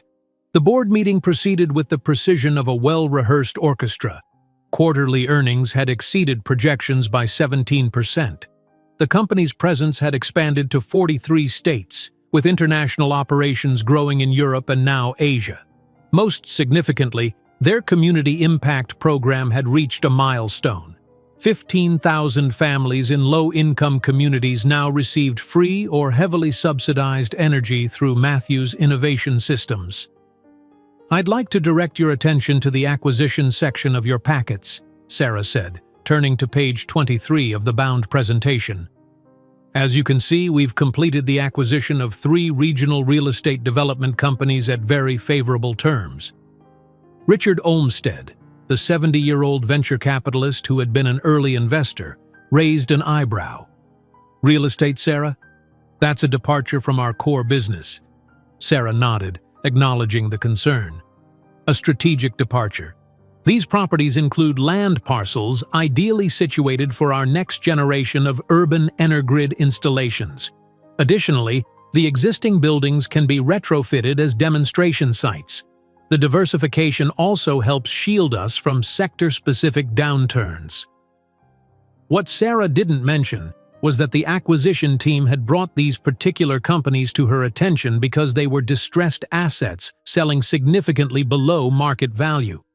The due diligence reports and financial analyses had been compelling enough that she hadn't scrutinized the ownership details beyond confirming they were legitimate businesses with salvageable assets.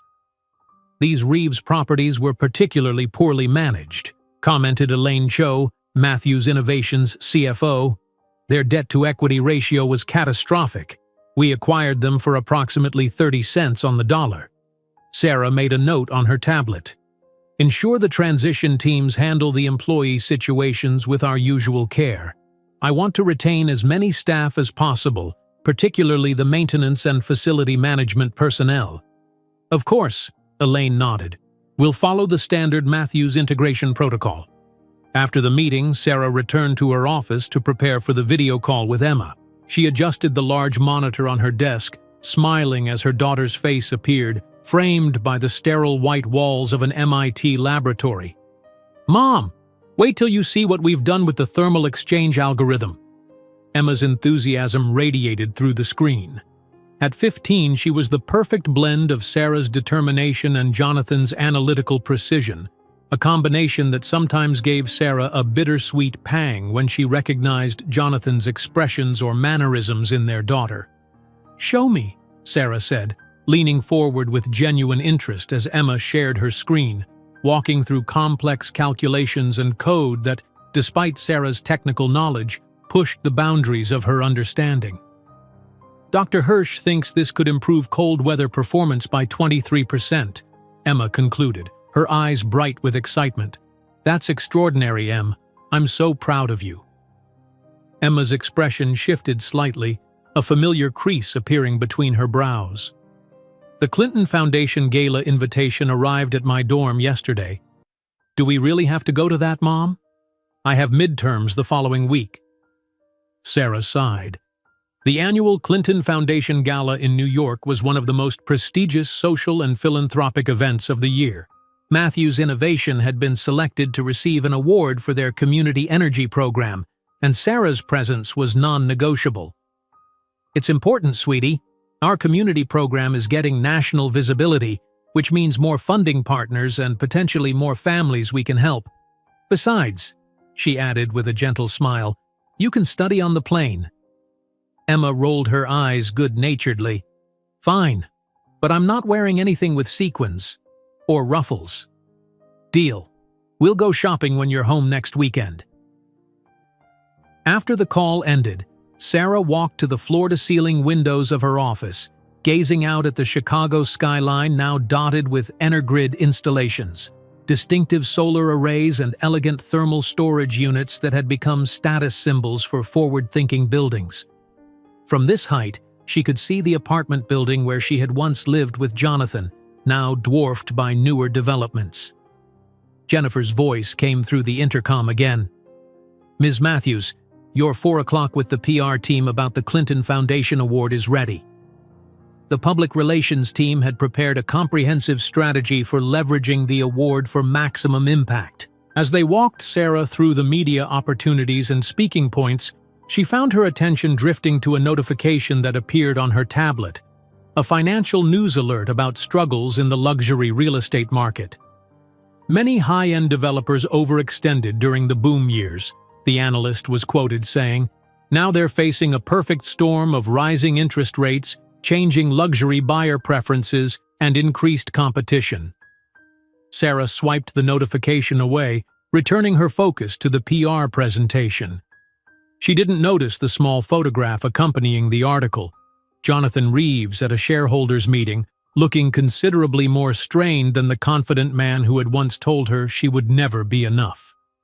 Later that evening, as Sarah's private car took her home to her lakefront penthouse, she reviewed the final details for Emma's weekend visit. Her daughter would be flying in on Friday, and Sarah had cleared her schedule to spend quality time together. Between Emma's accelerated academic program and Sarah's demanding role as CEO, these moments had become precious. At home, Sarah kicked off her heels and poured a glass of wine, settling onto her terrace with its panoramic view of Lake Michigan, the same lake she had gazed at from a very different vantage point 15 years ago, pregnant and devastated, wondering how she would survive. Now she controlled an empire that stretched across continents, employing thousands and changing how communities accessed energy. Her phone chimed with a text from Emma. Finished lab early. Working on new optimization ideas. Love you. Sarah smiled, typing back, Love you more. Don't forget to eat. 3 days later, Emma arrived in Chicago, bringing with her the whirlwind energy that always transformed Sarah's carefully ordered home. Books and papers spread across the dining table, half-finished mugs of tea appeared on every surface, and the sound of classical music, Emma's preferred background for problem-solving, filled the penthouse. I've narrowed down my dress options for this gala thing, Emma announced over breakfast on Saturday. Nothing that screams trying too hard but still appropriate for receiving a prestigious award. Sarah laughed. Very diplomatic. We'll find something perfect. Later that day, mother and daughter stood in the private shopping suite of Chicago's most exclusive department store, evaluating options presented by a personal stylist. The midnight blue Alexander McQueen would be stunning on you, Ms. Matthews, suggested the stylist, presenting a sleek gown with architectural details. And for Miss Emma, perhaps this gold Marchesa? Emma ran her fingers over the delicate fabric of the gold dress, her expression thoughtful. It's beautiful, she admitted. Will I be presentable enough to represent Matthew's innovation? Something in her phrasing made Sarah pause, a distant echo of words spoken in cruelty years ago reverberating in her mind. But Emma's context was entirely different. Her question came from a place of respect for the company, not from insecurity or judgment. You always represent me perfectly, Em, Sarah said softly, touching her daughter's cheek. You're the proof that I made the right decision. The stylist, sensing a private moment, discreetly stepped away to retrieve more options. That evening, as Sarah finalized preparations for their trip to New York, her assistant called with last-minute details about the award ceremony and their accommodations. The jet will be ready at 9 tomorrow morning, Jennifer confirmed. The Four Seasons has prepared the usual suite, and the foundation has requested you arrive an hour before the ceremony for photos and a brief interview. Perfect. Thank you, Jennifer. After hanging up, Sarah joined Emma on the terrace, where her daughter was using a tablet to review data from her latest project. The Chicago lights twinkled below them, a constellation of human endeavor spread at their feet. We've come a long way, haven't we? Sarah said, more to herself than to Emma. Emma looked up, her eyes, so like Jonathan's in shape and color, meeting her mother's. From what? Sarah smiled, realizing Emma had no context for the journey that had preceded her birth. From where I started, before Matthew's innovation, before you. Sometimes I can hardly believe this is our life now. Emma set down her tablet. You built all this from nothing. It's kind of incredible when you think about it. We built it, Sarah corrected gently. You're as much a part of this story as I am. As their private jet took off for New York the next morning, Sarah watched the Chicago skyline recede beneath them.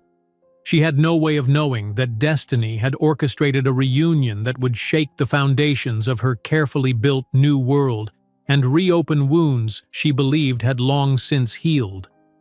The private jet began its descent into New York airspace, the Manhattan skyline materializing through wisps of cloud. Sarah gazed out the window, a slight smile playing on her lips as she remembered her first visit to the city.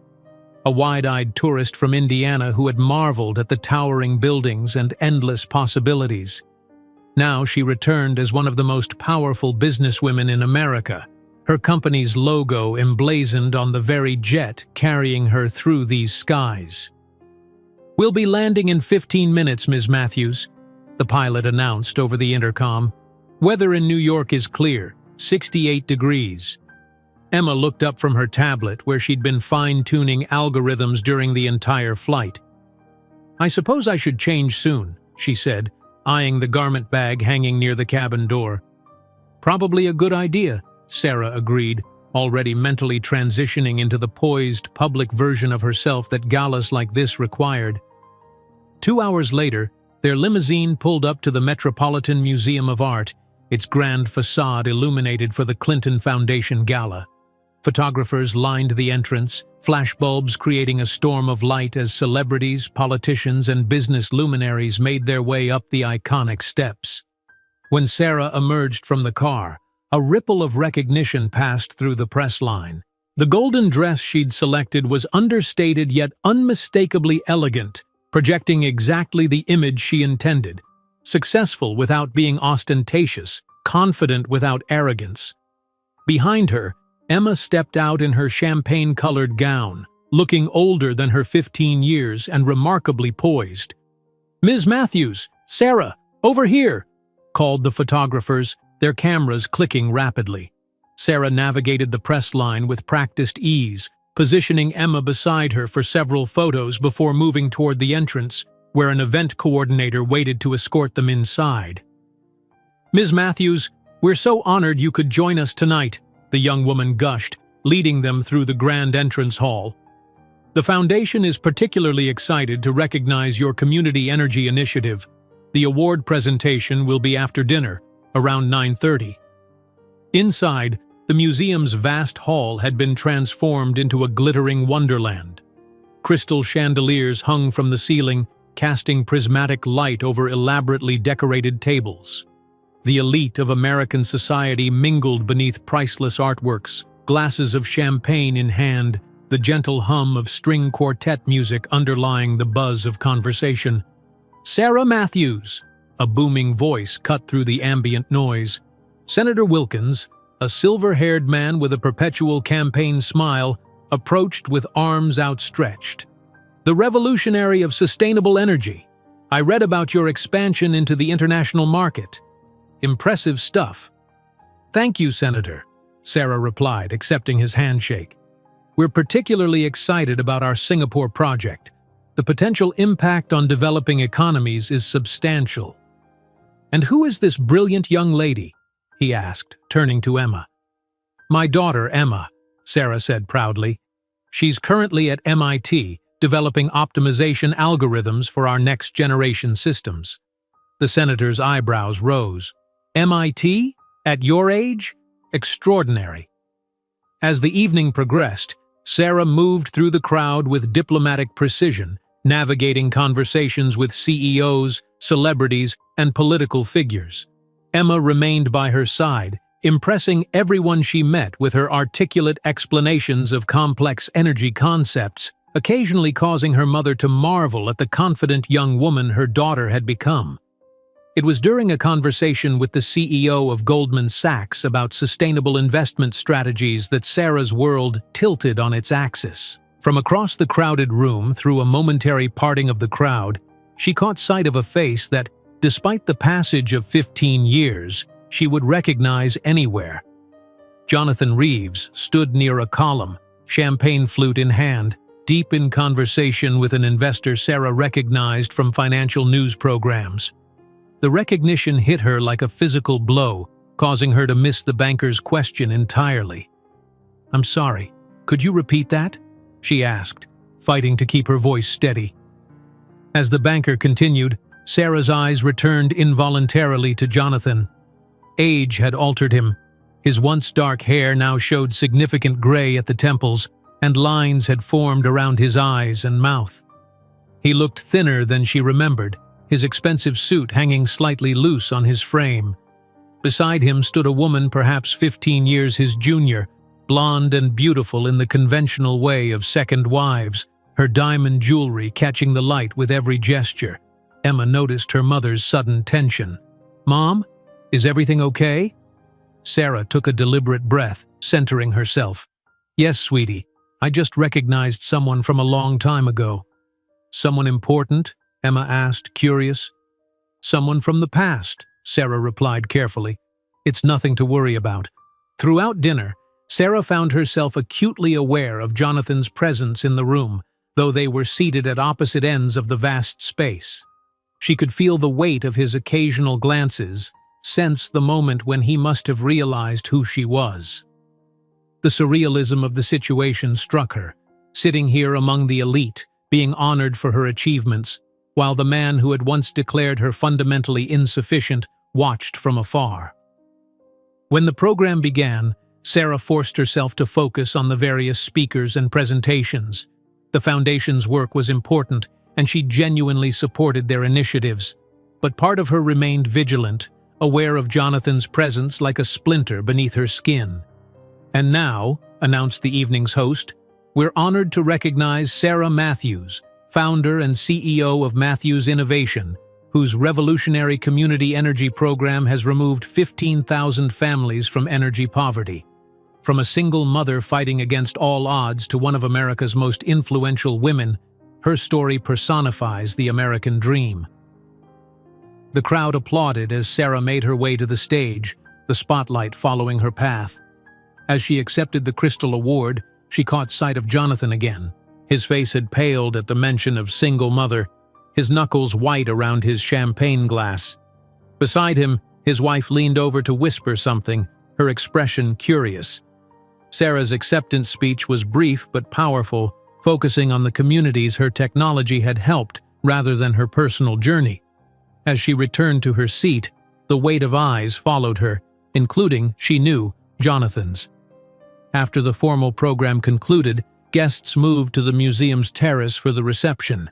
The Manhattan skyline provided a dramatic backdrop, the night sky clear and dotted with stars barely visible against the city's glow.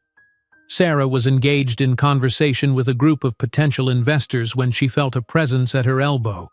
The investors, sensing the sudden tension, discreetly excused themselves, leaving Sarah face to face with the ghost of her past. "Sarah, it's been a long time." Jonathan's voice was exactly as she remembered it, though perhaps lacking some of its former confidence. Up close, the years showed more clearly on his face, the subtle sag beneath his jawline, the faint network of lines around his eyes that expensive creams had failed to erase. "Jonathan Reeves," Sarah said, her voice coolly composed.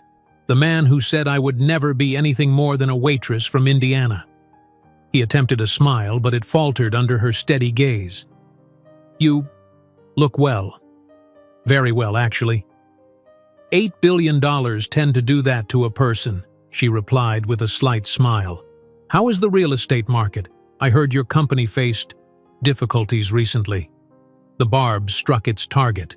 Jonathan's expression tightened momentarily. "Just an adjustment period. The luxury sector is recalibrating." An uncomfortable silence stretched between them, filled with 15 years of unspoken history.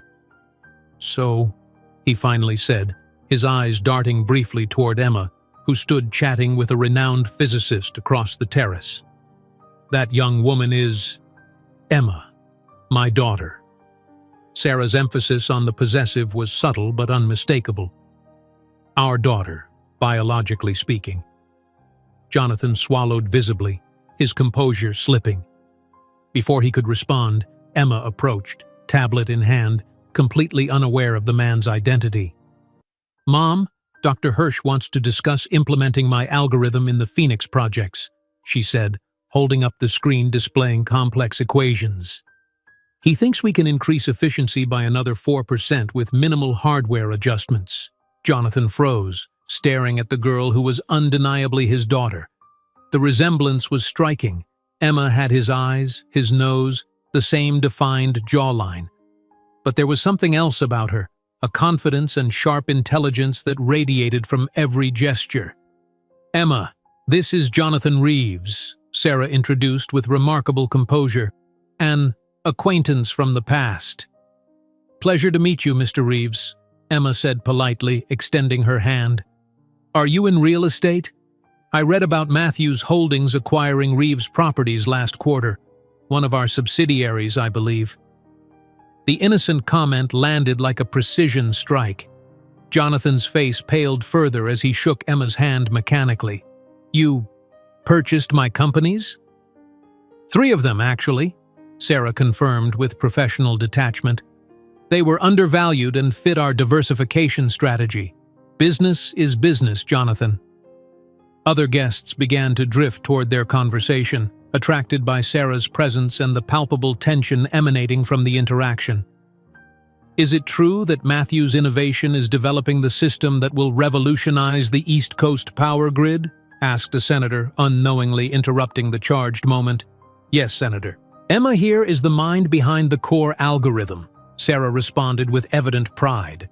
Admiring gazes turned toward the teenager, while Jonathan remained rooted in place, a ghost from the past that no one else recognized or acknowledged. "If you'll excuse us," Sarah said finally, "we have an early flight to Boston tomorrow. Harvard Business School has invited Emma to speak about technological innovation to the next generation of leaders." As she guided Emma away, Sarah turned back one final time, meeting Jonathan's stunned gaze. "What saddens me most, Jonathan, isn't that you lost the chance to know our brilliant daughter, but that you've spent 15 years believing your value came from diminishing others, while I discovered mine came from lifting up those society deemed insignificant." The words hung in the air like a final verdict as murmurs spread through the gathering, and Jonathan remained alone with the crushing realization of the empire he could have shared and the family he had discarded.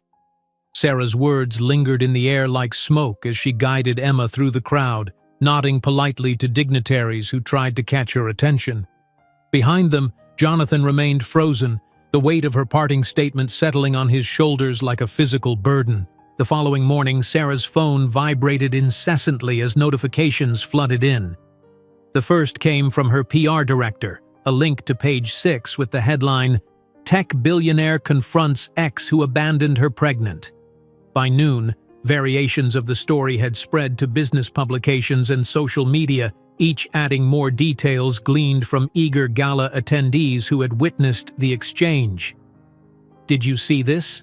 Emma asked over breakfast in their hotel suite, holding up her tablet to display a particularly dramatic headline, "From Waitress to Billionaire, Revenge Served on a Golden Platter."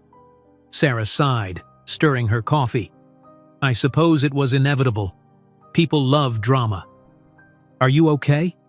Emma studied her mother's face with concern. "I'm fine," Sarah replied, surprised to discover it was true.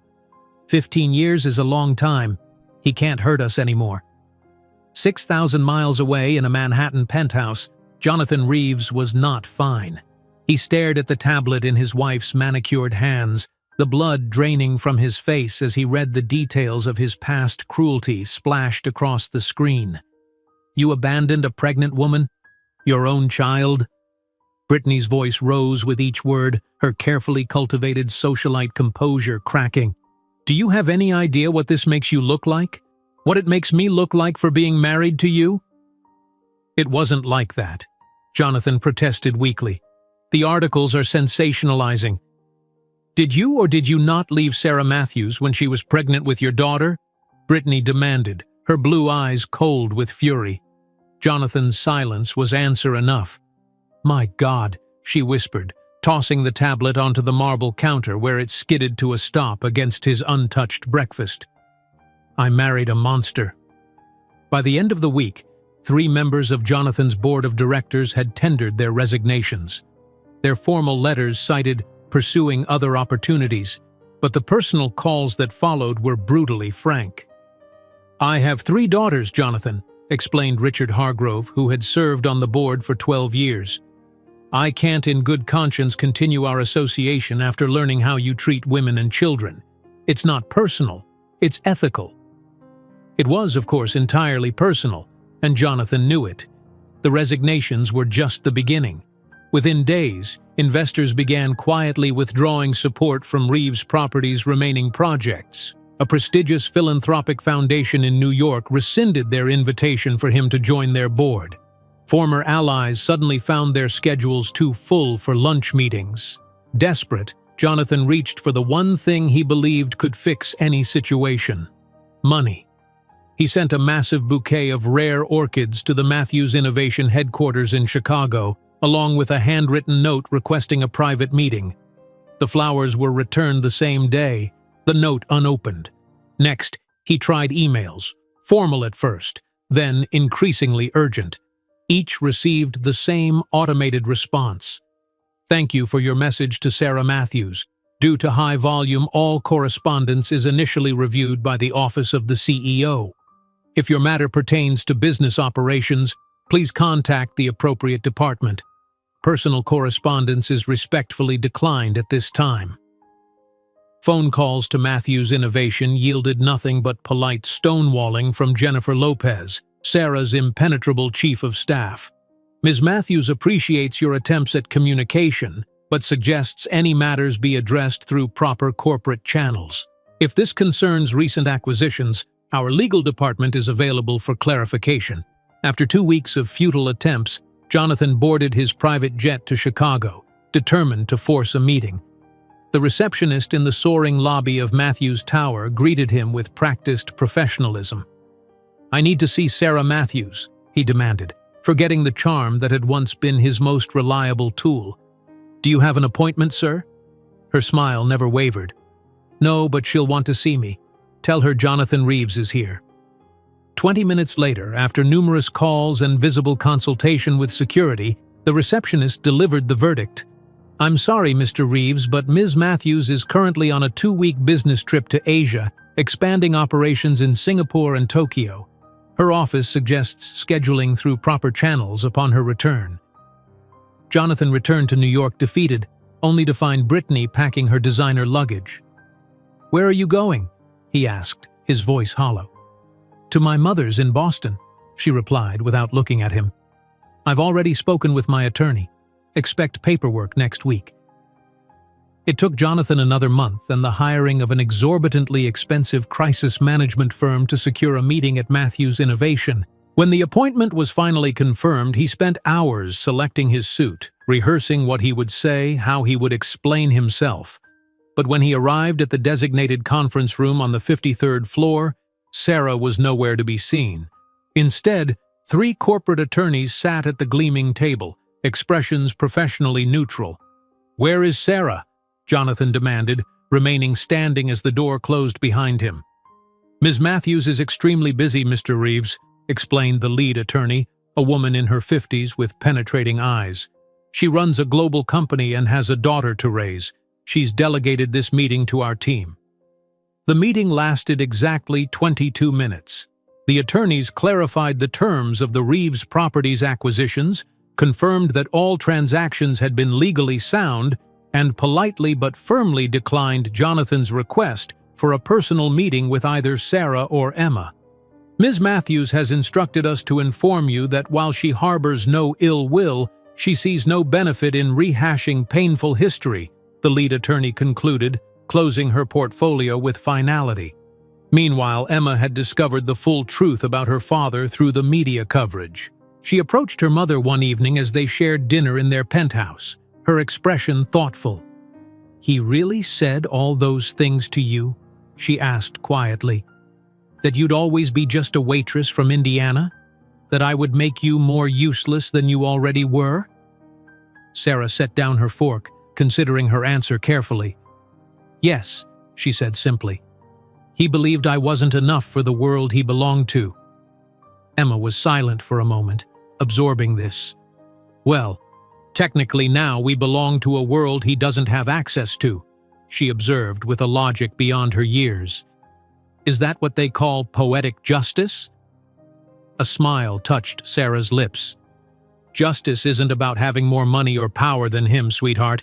It's in the fact that we built a complete and meaningful life without needing him at all. 3 weeks after the initial encounter, Jonathan managed to intercept Emma as she exited a lecture she had delivered at the Chicago Technology Center. He stepped forward as she descended the stairs, surrounded by admiring professors and students. "Emma, please," he called, his designer suit now hanging slightly loose on his frame. "Just give me a chance to know you. I'm your father." The crowd parted, murmurs rippling as recognition spread. Emma stopped, studying him with the same analytical gaze she applied to complex equations. "Biologically, yes," she replied, her voice steady. "But being a father is much more than providing DNA, Mr. Reeves." "I made a terrible mistake," he admitted, desperation evident in his voice. "But people change. I've changed." Emma tilted her head slightly. "Interesting. I analyzed reports about you over the past 15 years. I found no evidence of significant change until 3 weeks ago when you discovered my mother is now one of the most powerful women in the country." She checked her watch with deliberate precision. "I have a video conference with MIT researchers in 12 minutes. Good day." The calculated coldness of her dismissal, so similar to what he had once inflicted on Sarah, cut deeper than any explicit insult could have. In a final, desperate move, Jonathan drafted a formal proposal to Sarah. He wanted to establish a trust fund of $100 million for Emma, virtually his entire remaining fortune. The response came as a personal letter, the first direct communication from Sarah.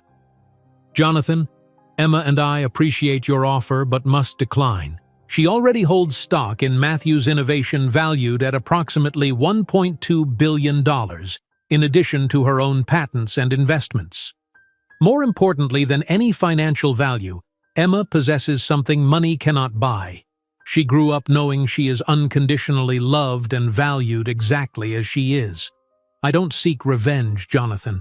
In fact, I'm grateful for the lesson you taught me 15 years ago.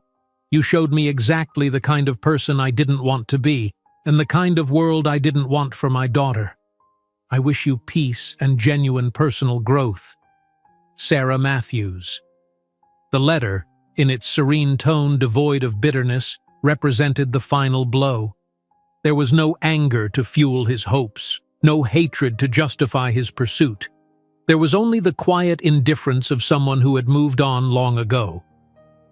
In his increasingly empty office, Jonathan stared out at the Manhattan skyline while listening to a radio interview with Sarah about Matthew's Innovation's new research center, a $3 billion investment creating 10,000 jobs in economically depressed communities. "True innovation isn't just about technology," Sarah's confident voice came through the speaker. "It's about creating systems that allow people to fulfill their highest potential. 15 years ago, someone told me I would never be enough. That became my greatest motivation to prove that we are all more than enough when given the chance to flourish." Jonathan switched off the radio and stared at his reflection in the window. The man who had dismissed Sarah as insufficient now faced the irrefutable truth. The truly insufficient one had always been himself, not in financial resources or social status, but in the ability to recognize true value in others and in himself. Meanwhile, 6,000 miles away, Sarah and Emma soared over the Grand Canyon in a private helicopter, pointing out locations for their next revolutionary solar energy project. Their faces, illuminated by the setting sun, reflected not just business success, but the more important victory: the freedom to live without the weight of approval from those who never valued them for who they truly were. If you enjoyed today's video, I'm sure you'll love the next one. Don't waste time. Just click on the screen.